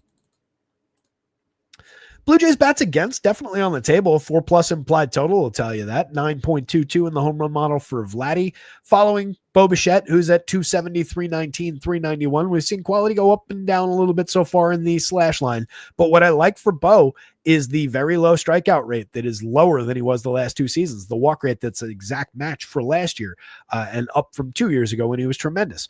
49.5% hard hits is above 2 years ago. 8.4% barrels is in line with the barrel rate from a couple seasons ago. So he's made strides. He's carrying a 362 xWOBA under the covers. He's got a 103 WRC plus. I don't expect tons and tons of power. We probably don't get to 20 home runs, but I could see him getting into the I'll stop short of 300, but the 290, 330 something range with a little bit of extra base hit quality in there and some run creation quality going up. 4,800 is way too cheap for Vladdy. 33 on FanDuel is too cheap. He's hit 7 home runs, just a 144 ISO. The results haven't been great, but he's been unfortunate. 14.5% barrels, 51.5% hard hits, a 399 xWOBA. Everything is perfectly functional right now for Vladdy. There's no reason to go away from him against a gettable enough righty. If you're going Blue Jays, he's a top priority bat, and he's cheap. The fact that you can 2-man that for 44 a piece on DraftKings, didn't need to actually highlight it, 31 a piece on FanDuel. It's dynamite. They're cheap. Dalton Varsho is the most expensive Blue Jays bat on FanDuel. That is ludicrous. He's hit 8 home runs in 88 plate appearances. It's uncharacteristic home run pace. He does put decent bat on ball over time, but look where those numbers are and look where these numbers are in the small sample and tell me which is actually true. 111 WRC plus for all the quality that he's shown. He's just at 207, 227, 573. It's all just come off of some good batted ball events in a small sample. over time, that tends to go away very quickly. He's also striking out nearly 31% of the time, walking at 3.4%. There's a lot of bad mixed in with the good. He should never, ever be more expensive than those two hitters. DraftKings at least has him cheaper than Vladdy. But if you're going to this team, he's very much in the mix. Does succeed against weak righties. Molly is better than a weak righty, but he is a righty. Alejandro Kirk, 35-25, mix and match piece. He's slashing 286, 329, 370. He's been effective. A 341 xWOB is nice, 52.2% hard hits, and a low strikeout rate. So when you get very low strikeout, medium walk rate against a very good hard hit rate, you get a quality bat. There's every reason in the world to consider Alejandro Kirk at 3,500. He's an effective one-off catcher if you're just looking to get cheap at the position or mid-board at the position price-wise. He's probably a priority if you're building stacks of Blue Jays on DraftKings. On FanDuel for 25, you don't want him instead of Vladdy, but in tandem with Vladdy, first base and util, it's okay if you're rounding out the stack that way. As your fourth man in, if you just went like that off the top line, it's 31 apiece, 3,050. I'd probably forego the too expensive Varsho and do like those two and then maybe Kirk and Springer. That's 29 apiece on the nose. So you get everybody at the price of Springer and Bobichette. Take that. I probably prefer on FanDuel, though, not taking the catcher and just grabbing the two cheap former star outfielders. And now I'm at 29.50, so 3,000 effectively for my four-man. And I'm getting their four best players in Bichette, Vladdy, Springer, and Santander. I know Santander's been a disaster so far, but he's only 36 on DraftKings and 27 on FanDuel. 6 home runs on the season, 185, 274, 315. Dramatic downturn from his super high quality season last year where he hit 44 home runs. The season before when he hit 28. The season before that he hit 33. So it's been one of the best power bats in baseball. What's that? That's 105 home runs over the last 3 seasons, averaging 35 a season. You're telling me he moved to Toronto and he just died? I don't buy it. The barrels have been gone. The hard hits they're down from last year, but they're in range of last year. He's just missing barrels. He's striking out too much. He's walking a little bit more. I think the approach has been funky. Something is clearly going on. Something has clearly been wrong. But does that eliminate the possibility of Anthony Santander, A, succeeding just today against a gettable pitcher, but B, just having a monster final, 400 and change plate appearances of the season and completely normalizing all this? It does not. Does that mean that Anthony Santander can't hit 24 home runs the rest of the way and get to 30? It's less than likely, but it's possible. I wouldn't rule it out. Shohei Ohtani has 13 this month. He's not Shohei Ohtani, but he's got a long way to go. So Santander at cheap pricing, still very much on the board against this pitcher. George Springer has been hitting the ball effectively. 16.7% barrels, 48.2% hard hits. He's slashing 250, 369, 436. The on base is tremendous. He's hit 5 home runs. He's stolen 7 bags. He's creating runs a team leading 33% better than average via WRC plus, carrying a 385 xWOB under the covers. There's more upside to come, I think, from George Springer, given some of these numbers. It's a return to form kind of a year for George Springer. 2,900 does not reflect the quality. 42 is more in range, I think, but it's still light. Addison Barger at 29 puts great bat on ball so far. 11.7% barrels, 57.1% hard hits. Hasn't seen killer results, just a 155 ISO, but a 350 xWOBA certainly reflects that quality of contact. 23% strikeouts, improved from last year's medium sample. I just don't love the third base positioning, but if he's going to mash like that, that kind of takes care of that concern for me. 4.99 in the home run model doesn't fully reflect the quality of contact this year. Ernie Clement and Nathan Lukes are mix and match guys at the bottom of the lineup. We don't need to dive too deep into those. Between the two, Lukes has been the better option this year and is creating runs 25% better than average while getting on at a great clip. So I would probably lean that way. Clement, just a balls in play kind of a hitter and getting on at a sub 300 clip. Continuing on with the Rangers, we talked about these two, but Sam Haggerty in the leadoff role, considering the team's at a 4.53 implied total, 50 plate appearances of kind of mediocrity so far. We've seen the against righty version of this lineup be a little bit better with Josh Smith in that leadoff spot. They could easily just kind of roll the dice and go back to Marcus Semien any given day in the leadoff role, especially with Seager back now. Maybe they just kind of go back to their old configuration. It's not like Sam Haggerty is giving them very much. 213, 260, 362. The 373 xwOBA is incredibly encouraging. 14% strikeouts, 6% walks. Should be getting on base at a better clip. So he's been a little unlucky over those 50 chances. But there's also no real reason to, say anything about those plate appearances and make them want to necessarily stick there. Righty bat, very cheap price. I would probably just plunk him at second base for 27 and forego Marcus Semien from down lineup anytime I use him. I don't really want him at first, and he's more just another outfielder, especially at 37 on DraftKings. It's not a great price, but he hits ahead of these bats. Josh Young for just 38 is a great price. 10-7, 41-2, 9.30 in the home run model. 10-7, 41-2 were the barrels and the hard hits. 9.30 in the home run model. He's only 31 on FanDuel. 7 home runs on the board and 183 chances. A 175 ISO, 349 xwOBA. More to come from this hitter who was tremendous 2 years ago. It's very affordable. Cheap on DraftKings. Jake Berger is only at 3,700. He's slashing 212, 247, 404, and he's only 100 cheaper than Young, who has been excellent so far this year. Explain that pricing discrepancy to me. Berger does put better bat on ball when he happens to make contact. 15% barrels, 49.6% hard hits. But the pricing model, or who are the guy in the closet who makes the pricing, does not respect barrel rate and hard hit when he makes those prices. So explain to me how Jake Berger gets within 100 of Josh Young, who has been excellent so far. I don't get it. I think there's tons of upside. I'm not trying to take down the Berger play. I'm trying to use that to explain just how cheap Josh Young is relative to that price, relative to Adolis Garcia at 100 more when he's at 211, 259, 376, a 165 ISO, a 317 xwOBA, a 77 WRC plus, has the same 7 home runs in 212 as Josh Young has in 183. And he's more expensive? Why for the Texas Rangers are we suddenly respecting barrel rate and hard hit with the pricing algorithm where they don't do that with any other team? It's weird. It's just weird pricing. Anyway, all 3 of those guys, super affordable for the contact that they make. Ignore the results, honestly. Over 166, we know that Jake Berger is a better hitter than 212, 247, 404. We know there's very realistic right-handed power in that bat against a weak lefty. We know there's very realistic power for Adolis Garcia.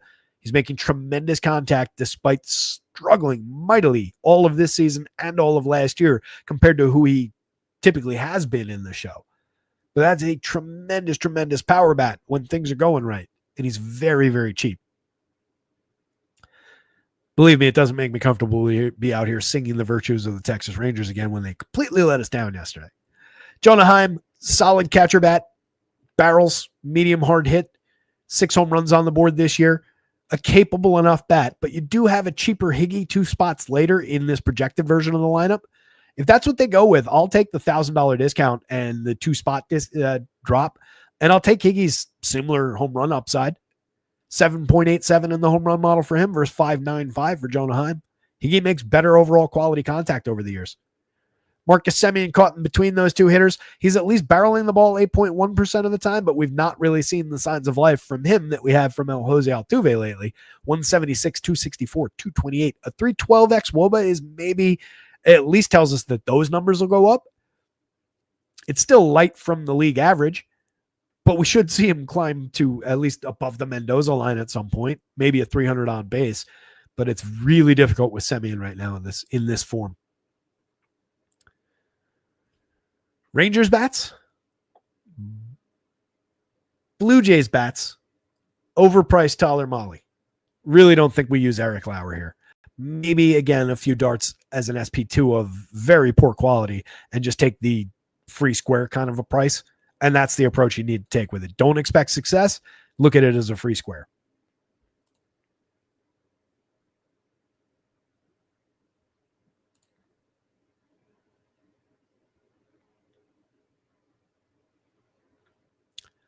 FanDuel has Schultz starting for who?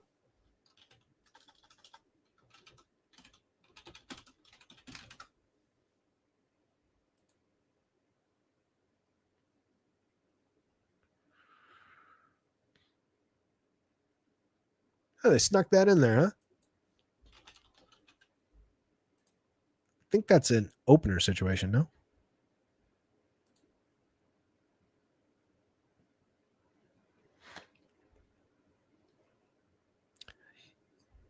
I assume that's an opener follower. I must have just changed. Did that change recently?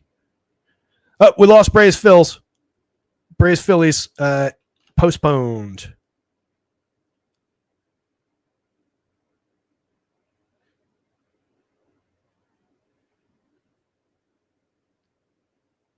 Huh. Neither Underdog nor Labs has that yet. It is up on the MLB probable pitchers page, though. Paxton Schultz for the Blue Jays.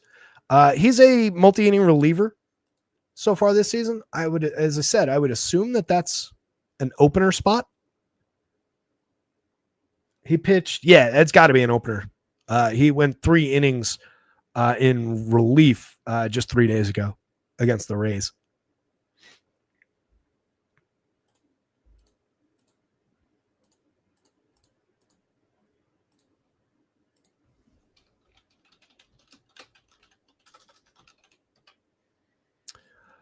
So he's going to be the dead min price. He's 55 on FanDuel, over 10 2/3 in 0 starts so far out of the working out of the pen. But again, multi-inning performances: 2.53 ERA, 2.96 xFIP, 28.3% Ks against a very tidy 6.5% walk rate. Very solid swinging strikes and an excellent CSW. Both these numbers are tremendous. Remember yesterday when I couldn't name somebody out of the Blue Jays bullpen who was pitching well or poorly, and I couldn't remember? Well, apparently Paxton Schultz has been pitching pretty damn well. He has given up a lot of home runs in the small sample. It's only 10 2/3 innings, so it's probably like 3 home runs. 95.79 is kind of surprising number by Stuff Plus, considering those two numbers. A lot of home runs, 91.5 miles an hour of exit velo, but a 34.5% hard hit, but 10.3% barrels.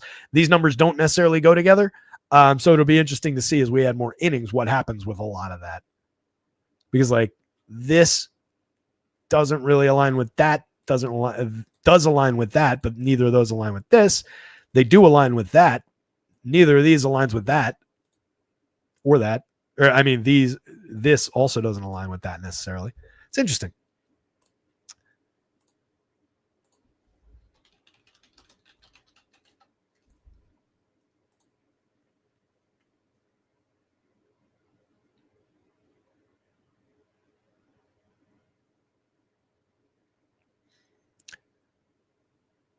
They are calling it a start. I can't imagine we're getting more than 3 innings.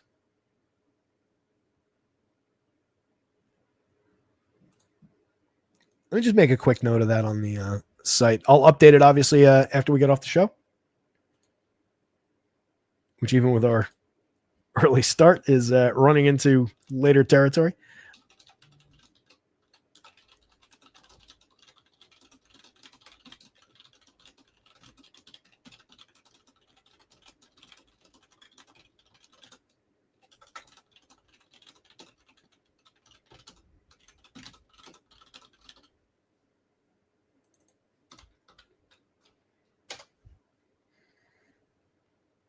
All right. I added the note.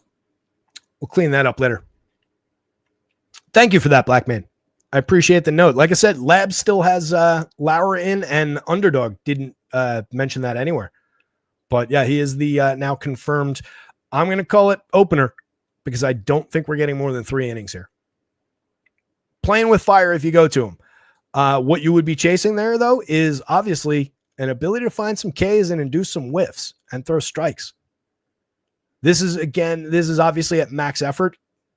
Well, actually not necessarily, because again, most of those were multi-inning. 3 innings. Last time out, struck out just 2. Honestly, there is a bump in here. 4 1/3 back on April 20th. He faced Seattle. Faced 16 hitters, allowed 2 hits, and struck out 8 while walking 0 in that one. And then 2 1/3 against the Yanks on April 27th. He struck out 3 and walked 2. Didn't strike anybody out over an inning or walk anybody against Tampa Bay on the 24th. On the 25th, struck out 2, walked 1, allowed a homer. So the high strikeout rate And the swinging strikes probably mostly come from that early season game against Seattle. What's the minor leagues look like? He also wasn't starting in the minor leagues in between. You noticed probably the date gap there as I was breaking that down. Struck out 5 over 3 innings against Boston's affiliate on the 18th, but just 1 in a 1-inning performance, 3 in 3 innings twice, 1 over 2 innings, 6 over 3 innings. He spiked a couple decent strikeout upside days in short performances. I'm really curious what the true nature of that is, though. What if deep dive on Paxton Schultz Day?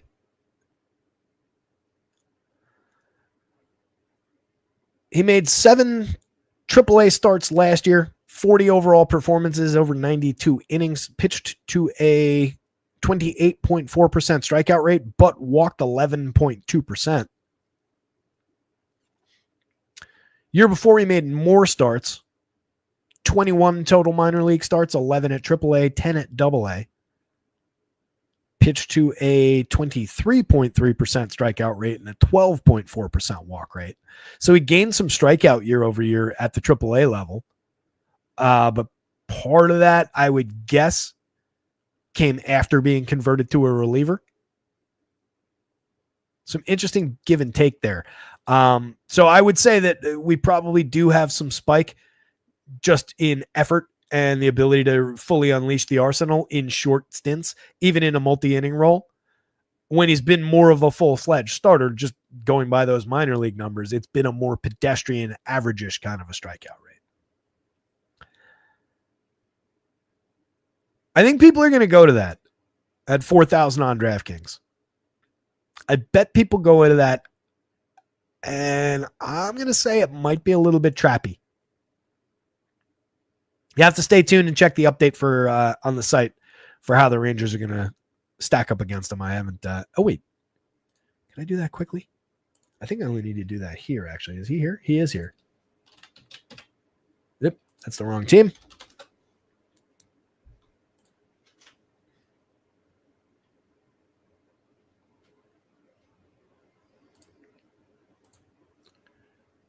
Why did that not work? That should have worked. Oh, I know why, because he's not on the...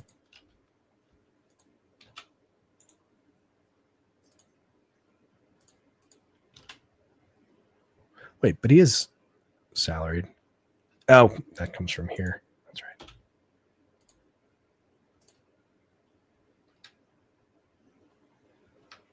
The hell, man? Why is he not coming up?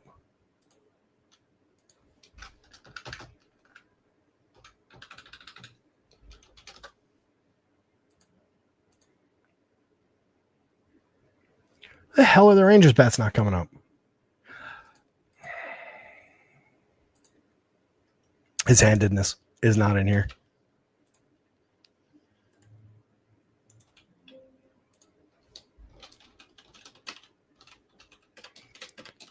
Model doesn't know a lot of relievers.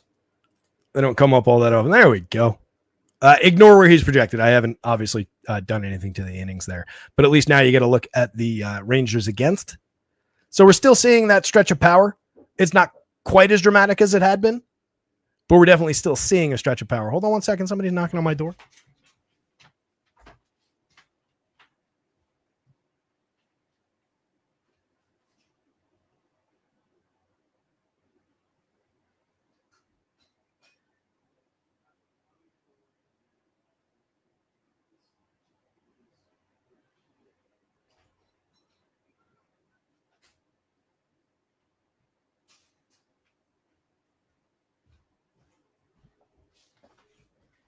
You ever get these people who knock on your door randomly, claiming to be from the power company, selling cheap energy? It happens like 3 times a year, 4 times a year, maybe once a quarter. It's always weird. They have badges from companies that are not my energy provider. I assume it's a scam of some sort. Happens all the time, though.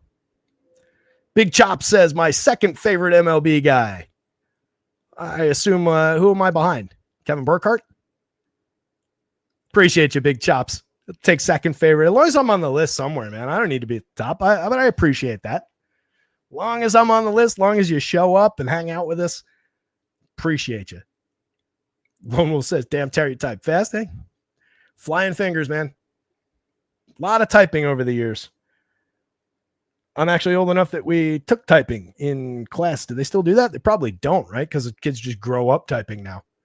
I assume most people can just type and it's not even like considered a skill anymore, right? Because everybody just grows up online. Or maybe it's all about this now. Maybe we've even passed by that because it's not like kids are sitting here talking on AOL Instant Messenger anymore using actual keyboards. Yes, always been a good typist. Anyway, with that power still showing for the Rangers, and maybe the illusory nature of those strikeouts and the premium contact that he allowed as a reliever, I feel like it's a little trappy. And we're talking about it only on DraftKings. I don't think it's a FanDuel move at all at 55. I feel like people are going to go to it because of those strikeouts, and I think they're wrong. I think at 4,000, that's kind of a trap. Interesting change to the slate. Lone Wolf took it on a typewriter. Nice. We had a typewriter when I was a kid in the house before we had a computer. One of those big old jobs. Electric, so like whir, and it was probably like radioactive. Yeah, big monster typewriter. In school, we actually had little computer labs, but it was like old like Apple IIe's, like a big green screen with Oregon Trail and everything in it. So we had a lot of that. But that was it was mostly computer, but like the very beginning of word processors, like not Microsoft Word, like green screen word processor. Yeah, Big Chops, I totally can see how Boyd is going to be coming through the Sims. We're going to get to that game shortly. Matched up with a strong projection against literally the worst lineup in baseball. That game is next, actually. 8,300, 9,700. Where I don't love him is at that FanDuel price, but you can see he projects as one of the top pitchers overall on the slate with a big benefit from facing a team that is one of the league leaders in strikeouts. Up and down this lineup has problematic strikeout rates, averages to a 26.3 this year, 25.8 last year, sub 3 again today in the implied total, and has been lingering in that department. Even in home games lately, the Rockies have been around a 4 implied total, which is bad at Coors Field, like a low 4. So everything speaks to the upside for Matthew Boyd today. He's pitched to a 3.42 ERA, 3.86 xFIP. He's got a 23.7% strikeout rate, a 6.4% walk rate while inducing a 10.6% swinging. I do not trust Matthew Boyd as far as I can throw him with you on his back, but it's all about the matchup here. You're not getting the incredible condition bump that you've gotten from Wrigley over the last couple of days, but you're getting a pitcher who's basically been at the apex of his powers, and that only results in, mediocre numbers. But this is him at peak form. We've seen stretches like this from Boyd before. Last year, over 39 2/3, he had a very good 27.7% strikeout rate, which was higher on more swinging strikes, a better CSW overall, while pitching to a 2.72 ERA, but a 3.89 xFIP. And something funky to note is the 74.6 mark for Stuff Plus, despite nearly a 14% swinging and a 27.7. You talk about numbers that don't really jibe. What that tells me is because Stuff Plus works in a small sample and things like this don't really in a sample that small, it tells me he overperformed in a couple spots that boosted those numbers really quickly and would have come down given more starts over time. More normalized at a 24-1 over 71 innings. That's kind of what I'm talking about. 8.3% walks, but still a 14% swinging, 28.4% CSW 2 years ago. Smaller sample again back there. So he's never really been a pitcher who's fully landed and delivered like the absolute upside that you can see from time to time. But this has been one of the better stretches of 10 starts. And again, it's all about that matchup.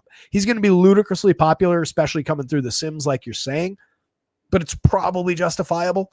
Even on FanDuel, you're at least getting the discount from Wheeler to face the worst lineup in baseball. So I do think it's playable. I do think it's a priority, et cetera, et cetera.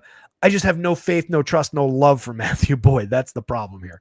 On FanDuel, I'll probably be building more with like a Wheeler or cheaper guys approach. So my exposure here might be actually a little bit limited Same thing with Green. Like my exposure to those two, if I get beat today, it's probably by one of those two. I'll have my Wheeler. Oh no, I won't because that game's over. That game's postponed. Scratch what I was just saying. I will have probably now more Boyd and forgo the Green. And if somebody beats me, it'll probably be Green. But I'm gonna be in this range with a lot of Clark Schmidt. I think I'm gonna be into a little bit of Noah Cameron for a slight discount and a massive popularity discount. Cameron, as compared to Boyd, for 300 less, has respectively similar upside. Literally nobody owning him. There's obviously a raw projection gap of nearly 10 points, but you cannot convince me that there's that much of a talent gap. If anything, Cameron might be the more talented kid. And if nobody's going there, I will. So it'll be interesting to see how that breaks down now because we lose the Philly Atlanta game. It's less of a conversation because Boyd is only 8,300. As I said at the beginning of the show, that is a gift from DraftKings to have him at that price against this team. Even if he doesn't work out, he should be your most popular pitcher. Right? On this side of lock, that is easily the most popular pitcher, even with a ton of public popularity on. Tanner Gordon, you just don't want. 65-73. Honestly, that 7-point projection on DraftKings, the 17 on FanDuel might be generous. 4.38 ERA with a 4.08 xFIP, 17.3% strikeouts. Hasn't been bad for walks, but doesn't induce any swinging strikes. Doesn't really throw many strikes at 22.6. He's a fly ball pitcher. He hasn't given up much in terms of hard hit, but that exit velo over 90 miles an hour, 90.6. Not a ton of barrels in there, but he's getting lucky to avoid the barrels, avoid the hard hits. Given that exit velo, given that launch angle, there should be more home runs on the board, and there probably will be by day's end.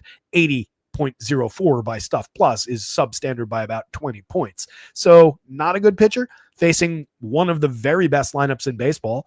5 guys in this lineup above the magic number for home runs. Yeah, I like the upside for the Cubbies today. What the hell did I take for the home run pick? Oh, it is from this team. That's right. It's Mr. Ian Happ. Come on down. Home run pick of the day because we need to get Happy's power going.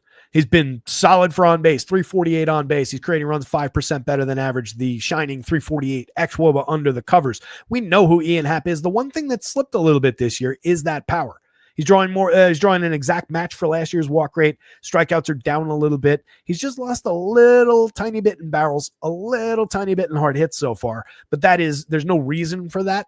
So it should come roaring back. 11-11 in the home run model. Had to take that one. Love the player. 4,432. And what's dynamite about Happ is even if you miss with the power, you're getting all the correlated scoring that you can buy here. So you're getting a nice discount on a guy who connects directly in with the 3 power bats, the 4 power bats behind him. Kyle Tucker, 65-45, let's be honest, is a high price, but it's easy enough to reach given a fairly cheap pitching slate and some discounted players and teams on the board. 12 home runs, 15 steals. He's tremendous. 415 xWOBA says that there could be even more to come behind that. 154 WRC plus. Great contact option. Lefty bat to throw at a terrible righty. Love the upside with a 16.75 in your home run model today. 10.79 for Seiya Suzuki. A 10.23 for Pete Crow Armstrong. Michael Busch checking in with a 10.13. Dansby just slightly off the market, 9.75. Good enough for me. Call it a 10. Call him at the magic number as well. He's hit 11 home runs this season already. 11.6% barrels, 45.2% hard hits. Dansby Swanson fully back, engaged in this season. Love it. 251, 313, 450. Good, not great slash line, but a 199 ISO, a 361 xWOBA. Tremendous option at shortstop for just 4,900, 3,300 on the lineup we really want to get to today. Helps with the pricing. PCA is 6,000 on DraftKings, and honestly, it's not that crazy. 14 homers, 16 steals. He's 4,000 on FanDuel, which is a high price, but it's not quite what 6,000 on DraftKings is. 10 plus in the home run model. He's been mashing. 347 xWOBA with 279 ISO. Like I said yesterday, he must have watched it on opening day and said, man, Terry's right. I got to get my offensive game in gear because, man, what a step forward. One of the bigger steps forward year over year for a young player that I think that I can remember. Honestly, we'll see if it holds up. Obviously, it's only 234 plate appearances so far, but looks every bit this part of a superstar. Suzuki's been great. 50+% hard hits, 16% barrels. He's also got 14 home runs. His team hits for a ton of power. They get on base. It's so threatening. I'm honestly shocked that total's not above 5. Michael Busch at 47, giving you 13.9% barrels, 45.9% hard hits, and a 10 plus here. He's only 2,900 on FanDuel. He's 47 on DraftKings. That's way high compared to 29. Take advantage on the blue side. Love the price. 7 home runs on the board, a 199 ISO, a very, very good 374 xWOB under the covers, getting on at a 350 clip, creating runs 28% above average. Even if the power comes and goes a little bit and the reliability comes and goes a little bit, he's been tremendous this year. Strikeouts are down from 33.3 in a medium to a small sample, actually, from back there, 28.6 in a medium last year to 24.9 so far this year.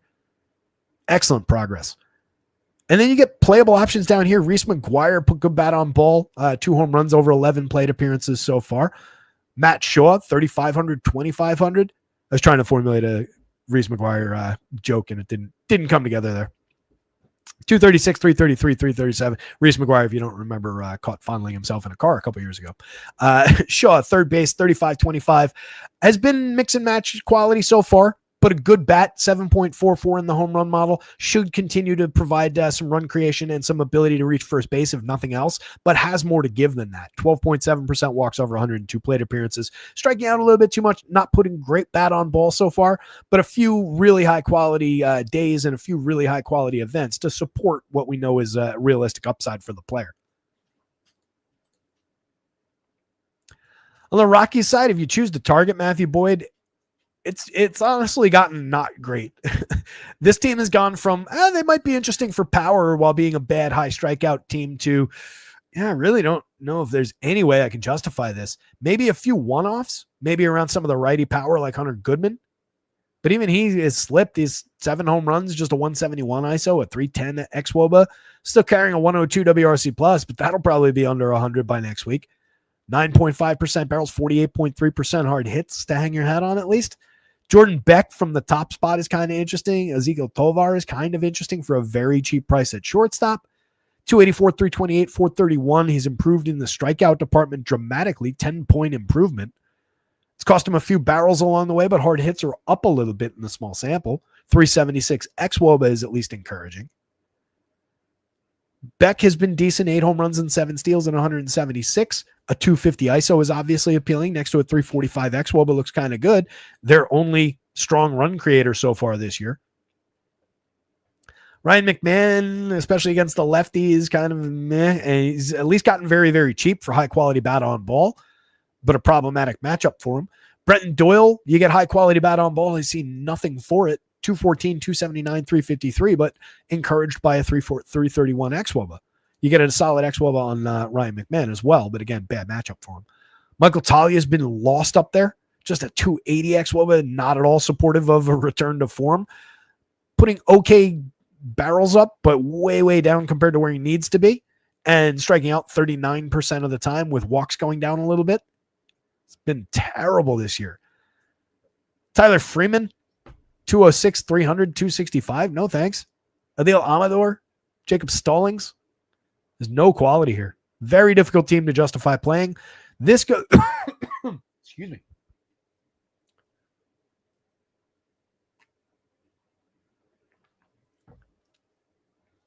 This very much goes Cubs bats, Matthew Boyd for me, but I can see how you would have it the other way around. Boyd projects out great. And then nothing from the Rockies, honestly. Maybe a one-off or two. And that's only in 150. If I build 20 lineups, would I get to a Rockies one-off here or there? Sure. Yanks Angels. Kikuchi, 8,100, 7,200. There is historic strikeout stuff. So far this year, it's down at 20.7, just an 8.8 swinging, 26.4% CSW, while walking 11.5%. It's way off the mark from 28% strikeouts and 6% walks with a 12.8, 29.7 last year. It's way off the mark from 25.9, 6.9, 12.2, and 27.9 from 2 years ago. He has always been up and down with walks. He has always been a target for power bats, which does not match up well with the New York Yankees and all the walks that they draw. You can see, 6 of the top 7?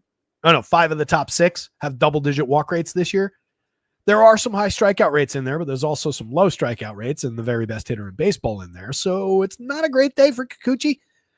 But the Yankees do give you that occasional downside that I mentioned yesterday against Tyler Anderson. of just swinging and missing sometimes. Swinging for the fences sometimes yields swing and miss. It could be a day where Kikuchi finds form. You can see that he's done it a few times as far as run limitation. Just a 3.17 ERA is terrific so far, but it's 4.52 on the xFIP column, and that's the correct number. The 1.49 whip is obviously extremely problematic, reflective of the walk rate. He's a better pitcher than this, but even the good version of Yusei Kikuchi, I'd be saying, it looks all right. We might find some strikeouts against the Yankees, but there's a big, big downside for power with the way that the Yanks hit lefties, with the 3.4% home run rate that he allowed in a good season last year on 9.7% barrels, 44.4% hard hits, and 90.1 miles an hour of exit velo. This number would have been significantly higher if all of that came against this Yankees lineup. Same deal the year before, 3.86, despite a lot of premium contact. Would have been way higher if it was all against this version of the Yankees. 5+ back in 2022, and similar in short stints the year before. So I think it was the year before. Now I gotta look. These detours. Just add time to the show. Yeah, 2019, 2018 were his first 2 seasons. So I was right. There were two more seasons back there. Since I mentioned them. I don't think I have the percentages on these seasons. Oh, no, I do. 4.05 back in 21. And then, yeah, I didn't have the percentages going all the way back in time. So you can see this year he was weird for strikeouts, but consistently in the 24 to upper 20 strikeout range over time. It's just what's happening with the walks. 9.3 back in 21, 12.8 in 22.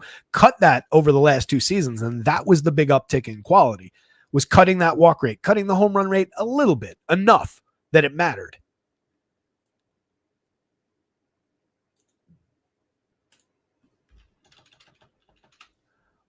But this year, it's all the bad has kind of come roaring back.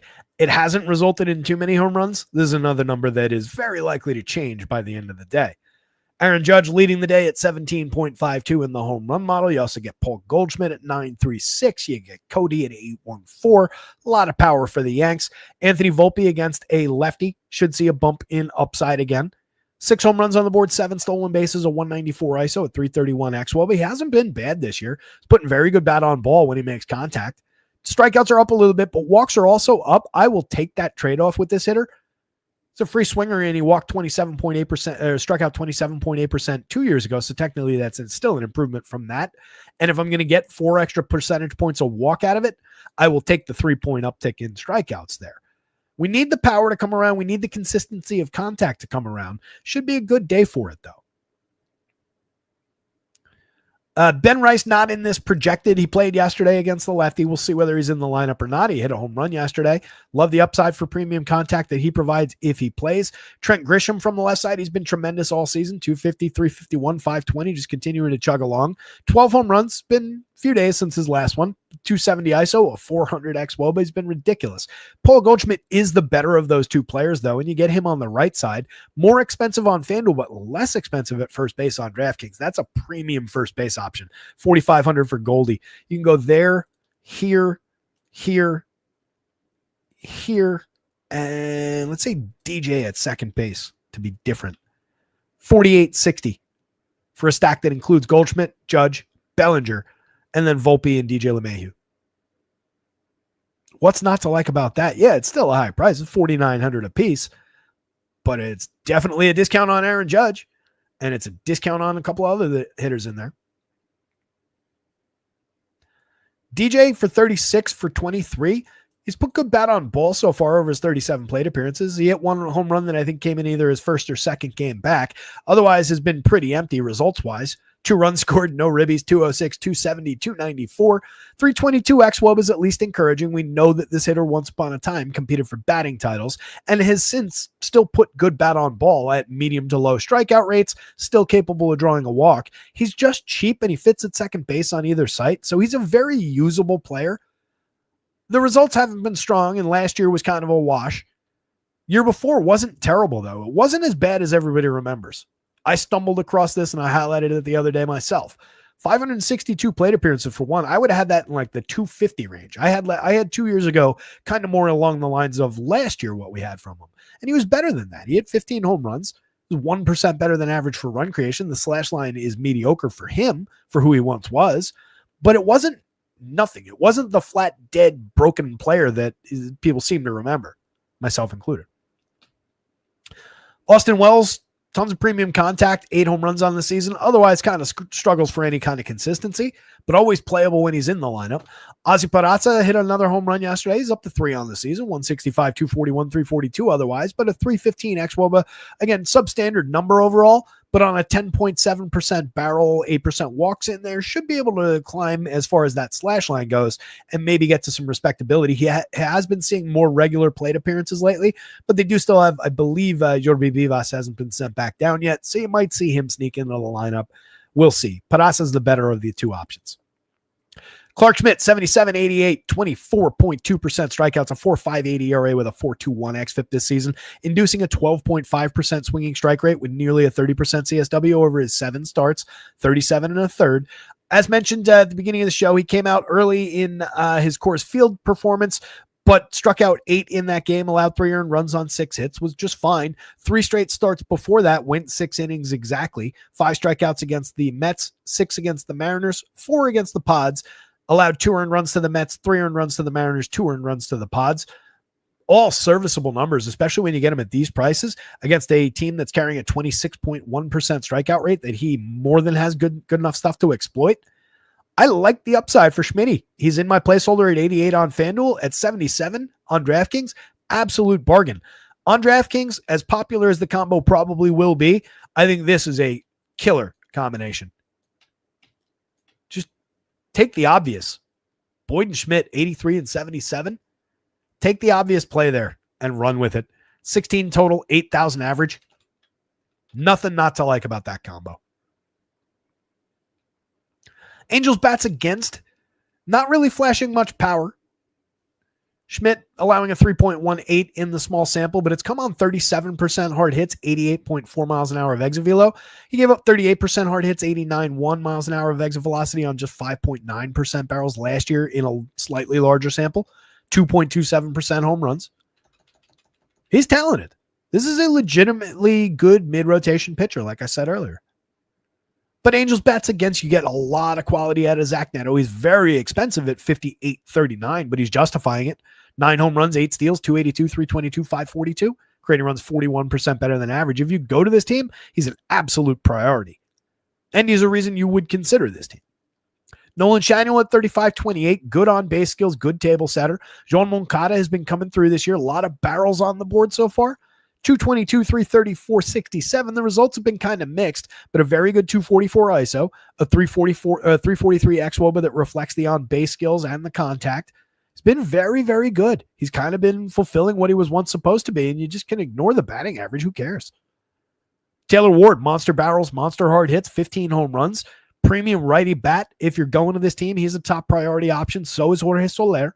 Soler carrying an 11% barrel, but a deficient 39.4% hard hit rate. Strikeouts are up, walks are down. It's been a little bit problematic. 7 home runs, just a 168 ISO, just a 302 xWOBA, probably most concerningly.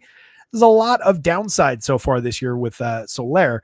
I could see him come roaring back, though, with monster home run months as things heat up over the next couple of months. So remains a work in progress. I'll go to it anytime I go to the Angels because he's just cheap now.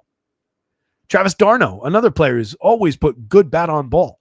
81 plate appearances, got 1 home run on the board. It's been a pretty weak 81 out of him, and typically he fills in as a backup catcher and performs admirably in those kind of plate appearance samples, but he's still putting great bat on ball. 13.7% barrels, 41.2% hard hits. He's still very, very playable in this lineup at 2,500, especially where you need catchers.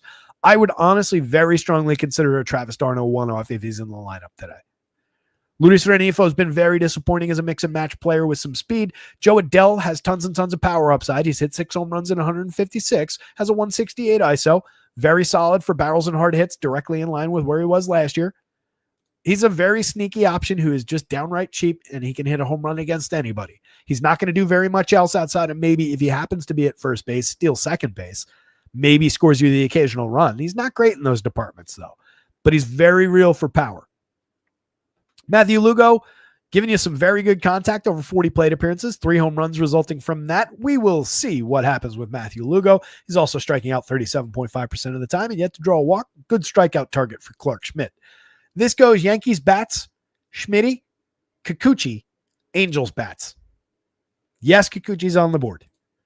Yes, that is an uncomfortable position to have, but at 7,200, I think you probably should have some. I would have some if I were playing on DraftKings. At 81,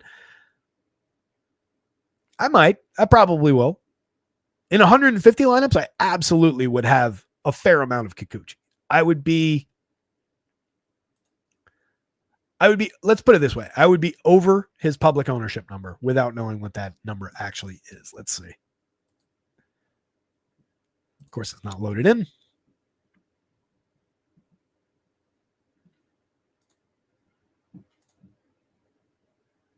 Yeah, he's projected in the mid-single digits for ownership. I would be easily twice the projected number if I was playing 150.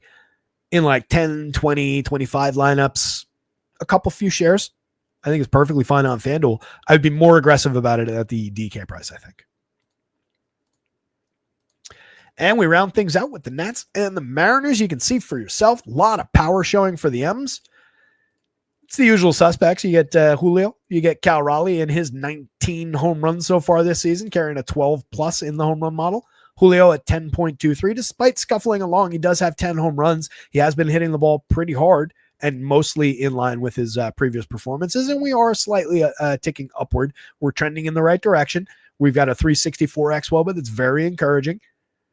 A lot to work with in the Mariners lineup. You get those two above the magic number. You get a surging Jorge Polanco, or a resurgent, I should say, Jorge Polanco. You get J.P. Crawford, who can't stop getting on base for this squad and who has a pretty decent bat and is very, very cheap still. Remember the price up, price down conversation we had before? How is J.P. Crawford not priced up more? I know I talked about it yesterday, but it's just silly on both sides. You get Randy Arozarena down here. 7.52 for him in the home run model, but he's making great contact. He's hit 6 this year. Fits right in with the team theme. Great on base percentage. Excellent run creator. Look at all these runs that this team creates. All these very, very strong, rock solid on base percentages out of all these good power bats. There's a lot of strikeouts here. There are downside days for sure, but they've been downright good offensively, and there's a ton of power. You get very sneaky Rowdy Tellez at 11.09 against a bad righty in the home run model. Rowdy over 125 plate appearances is slashing just 211, 272, 456. Let other people worry about his batting average and his bad on base percentage. I will take the 18.3% barrels for essentially free on DraftKings at 31 for a great price at 26 on FanDuel. I'll take the 8 home runs he's hit, the 246 ISO, the monster 357 xWOBA. Focus on the numbers that matter. Don't sweat the batting average. The on base matters, but for a hitter like this, for the power, we'll take that trade-off. Love sneaky Rowdy here. Almost made him the home run pick of the day. Dylan Moore has been surging this year as well. 8 home runs on the board, 8 steals, 272, 331, 496. I continue to not really believe in Dylan Moore. We've seen stretches of quality like this from him before, and then he kind of craters and gives us empty numbers and a lot of strikeouts for a while. But there's some justification. 332 xWOBA. He's got a very solid 224 ISO from the results. 11.2% barrels, but just a 36% hard hit. Exposes some of the downside. Strikeouts are in line with where they've been. I'm skeptical, but he also is still affordable, at least on FanDuel with second base eligibility. On DraftKings for 5, that's another one that's kind of crept up there a little bit. It's not unplayable, but it's a little up there, especially if he's hitting down lineup. If he's hitting up in this territory, it's way more playable. Crawford for just 35.28 though. Again, he's getting on at a 384 clip. His credit runs 28% better than average. 344 xWOBA, 6.7% barrels is right in line with where he was last year when he can hit for, how many did he hit? 9 home runs. 19 2 years ago on fewer barrels was the point I was struggling for, while getting on at a 380 clip. He has returned to that form and might even be better than he was 2 years ago and not getting any credit for it. Take advantage. All that is to say that George Kirby's on the board with a okay-ish projection. For 6,200, a 12-point DraftKings, a 25-point FanDuel for 7,000. I know he's got a 6.39 ERA, but I can point to the 4.12 xFIP and say that that's mostly in line with who this pitcher is. Last year, 2.03 ERA, but a 3.82 xFIP in 66 and 2/3 over 13 starts, probably the best he's ever been. 5.55 with a 5.22 in a full sample 2 years ago, much more realistic for this pitcher. 16.8% strikeouts, 8% walks, just 7.9% swinging, 22.3 on the CSW. Obviously, improved numbers in those departments in a third of a season. Last season, that kind of reflected who he was back in 2022 in 9 starts, 89 and 2/3. So he's kind of caught in between which of these guys he is. The one complete season we have says that he's the weaker version of these pitchers. He's down for strikeouts compared to the good years and in line with those strikeout numbers. But given that there's just a little trickle of history here where he can be competent, given that there's just a little downside with the Mariners via those strikeouts, they don't happen to connect, and this is a high contact pitcher. They don't happen to connect. I could see him 1 day out of 10 getting through. At 6,200, I think it's a viable, if it's a 10% chance of an okay start on a slate like this, that's kind of viable. It's not good. It's not recommended. It's not what you ought to do if you're building one lineup. But as a small portion of your portfolio across 150, does he have the opportunity to succeed for what is essentially a free price? Yeah, he does. It's probably not going to work. Take an extreme measure of caution with it, but it's there. George Kirby, 85-84. Again, this is a 5-inning projection. George Kirby's just really good. He was not good in his rehab starts. He was not good in his first outing outside of the 111 mark by Stuff Plus, which tells us at least that the arsenal is fully engaged. This is a pitcher who just last year, 23% strikeouts, 3% walks, 3.53 with a 3.58 xFIP underneath the ERA. It's excellent. 11.4% swinging strikes. Year before, 10.9% swinging resulted in 22.7% strikeouts, 2.5% walks, over 190 and 2/3. Pitches very deep into games when things are going well, but we're not getting that from him today. Probably no shot at a quality start on FanDuel. I think we're booked at 5 innings, and that's it. Was a, what did I say, 70-something? 72 pitch debut. That was against the Astros, 3 2/3, 5 earned runs on 6 hits over 19 hitters. Struck out 4, only walked 1. That's on par with expectations, but obviously wasn't a good start. Melted down in a minor league start before coming up in his rehab, but we don't really care about that. I know that this is George Kirby, and it looks like he's fully on form. So 84-85, I think, cleans up our short start problems. The upside from facing the Nationals, rather, there are some strikeouts in this lineup. 22% with some small sample in there. But so far, Robert Hassel's looked pretty gettable.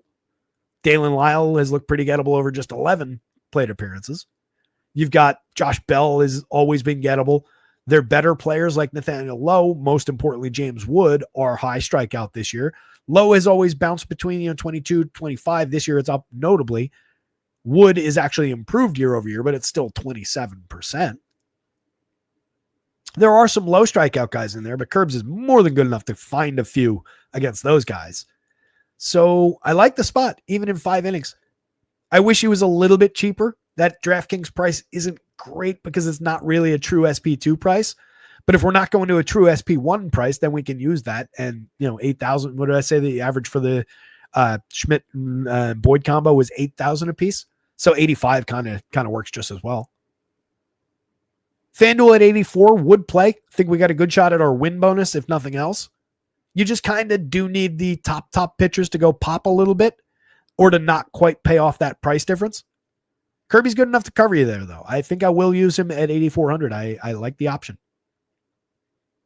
Nationals bats against, considering that he, again, is probably pretty much on form, despite what the results might say.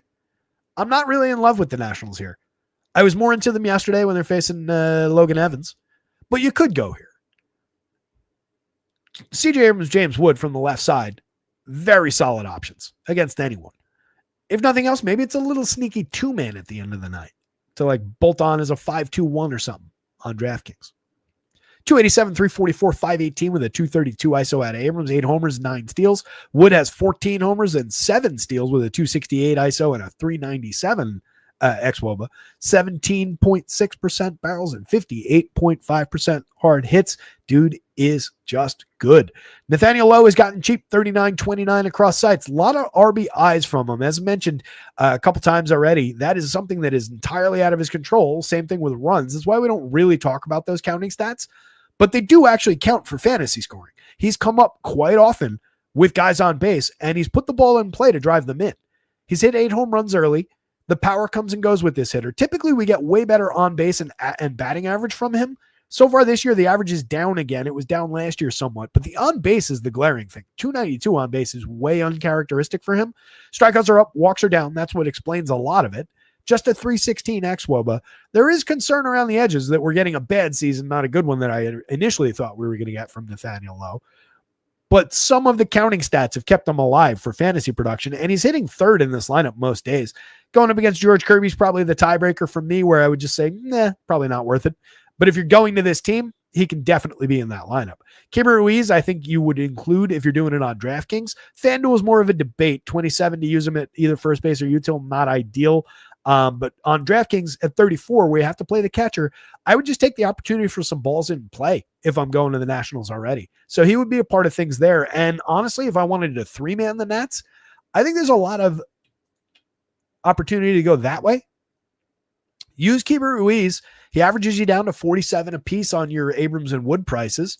Yeah, that's a premium for Keibert Ruiz. But again, you get not a ton of premium contact, but you get a ton of just raw contact. 10.1% strikeouts, 4.2% walks, slashing 275, 317, 360. Substandard for run creation, substandard for power. I get it. There's a lot of negative in there, but that cheap to just fill the spot and to click directly in with correlated scoring with those 2 stars at the top of the lineup. If you're choosing to attack George Kirby with a 3-man, that's the way I would do it on DraftKings. Luis Garcia has been pretty disappointing so far this year. He's a mix and match option at second base. Josh Bell, mix and match option for cheap at first base with a little bit of power, lingering 6 home runs on the board. Everything else has been atrocious. Robert Hassel is supposed to be good, but has not been so far over 17 plate appearances. I think we give him a minute to settle in, though. Kid's talented. We'll see what happens there. Cheap price against an excellent pitcher. Well, he's having a bit of a strikeout issue early on. I think we'd go away from him and target some George Kirby shares. Jose Tena, Dalen Lyle at the bottom of the lineup, mix and match pieces. Mariners bats, George Kirby, Trevor Williams, Nationals bats. Again, I do not have much faith in Trevor Williams at all. It's not an actual play outside of if you build a lot of lineups, you can have a little sliver. 1 in 10, I think, feels about right. And that was what that Giants game looked like. For no good reason to click on that at the end of the show. One last time, here's your pitching board. Oh, Paxton Schultz. Ignore those projections. That is not real. I just plugged them in so we can see the bats against. I have to update that projection. It'll be up on the site shortly. Zach Wheeler's your top FanDuel pitcher. Matthew Boyd, I have no faith in whatsoever, but at 8,300 on DraftKings, I think that is your best bet. That's your top option. Hunter Green against the Royals. It's a terrible matchup team-wise, opponent-wise for Hunter Green, but he's been very, very good, and he's more than talented enough to punch his way to a good strikeout total even against that low strikeout Kansas City team. Just relative to the board, a little bit high-priced for a threatening spot against. Clark Schmidt, love the option at 88.77. George Kirby would play as stated. Noah Cameron on DraftKings at 88 is very interesting. At 94 on FanDuel, nobody's going there, so I will. Like the matchup, like the upside for strikeouts. Love the 6 1/3 innings that he's given us in each of his 3 starts so far. Kikuchi is a major dice roll on FanDuel or DraftKings at either price, considering the opponent, considering the downside, the lack of strikeouts, the extreme walks. I think he can get away with it, though. On the right day, he is good. Michaelis is a stretch at 78 on that game hasn't postponed yet. Fuck, I forgot that the Philly Atlanta game postponed. So Wheeler's off the board. See what happens during these shows. So Wheeler and AJ are off the board. That does put Boyd more into the mix on FanDuel. Green as well. But like I highlighted in the middle of the show, I'm kind of looking in this territory with a little bit of a sprinkle of Kikuchi, and then I would take some shares of those too. But I think I'd be tempered to the field on those guys and aggressive to the field on these guys. Williams is just a dart throw at the absolute best, but I do think there's more meat on the bone there. We might lose the Povich and Michaelis shares as well. If that game hasn't already postponed, it might. Bottom of the board is really weak. Lauer, loosely playable. Molly, too expensive for what he really is and against a low strikeout opponent. And Tanner Gordon is just dead on arrival against the Cubs. Home run pick of the day was Ian Happ. Home run board. Oh, this is going to have hitters from the early slate in it, so it's not going to be all that great to show. Shohei Ohtani, that was a monster number. Did he hit one? Judgy right there, Tucker right there from this slate. Schwarbs is on this slate, though. That's a stretch of 3 major upside bats that are incredibly obvious. Love the upside for all 3 of those guys, honestly, to hit home runs tonight. Cal Raleigh, if we're looking for some Mariners right there. You also get Rowdy. You also get Julio to highlight the Mariners upside for some power. And then all these Cubs in there.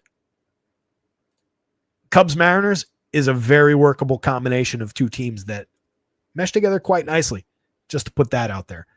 With that, guys, let me say thank you very much. WW Fresh, what's going on? What up? Good to see you. Oregon Trail says Logan Wolf. Lone Wolf. Logan Wolf. I mixed up 2 people there. That actually is a great name for like doing like a horror parody game. You could probably have AI create that for you in like 5 minutes and just say like, make me a version of Oregon Trail with a horror theme. And you call it Oregon. I kind of like that if that doesn't already exist. Hopefully you guys got a lot out of our 2.5 hour show for a 5-game, 6-game slate that might be a 5-game on both sides slate. Hello to everybody who's just now tuning in or just now catching up on what was an early show and has now become a mid-afternoon show. Let me jump out of here. I'll get the site updated. All the confirmed lineups will go up. I'll make that pitching change for Toronto. I'll suss out whether that's an opener follower or what we're looking at there. But again, I do think that $4,000 pitching spot on Schultz, probably a little trappy for DraftKings gamers. I don't think I would go there. I think that strikeout rate may be a little bit of an illusion. So we'll end the show there. Good luck out there tonight and today, this afternoon, whatever it becomes. Somebody go win something. Share the results when you do. Hop into Discord. Discord is free and linked in the description down there. Hit the like and the subscribe on your way out the door and check out rotoscouts.com. Under $1 a day gains you access to all the projections, the home run model, top stacks, power index, pitcher projections, NBA projections, NHL projections, all in under $1 a day, no per sport fees. Give love to our guys over at acemind.io as well. And stay tuned. We're going to make an announcement hopefully soon about when me and Gundak are going to hop on together. So we'll have that scheduled shortly. See you guys.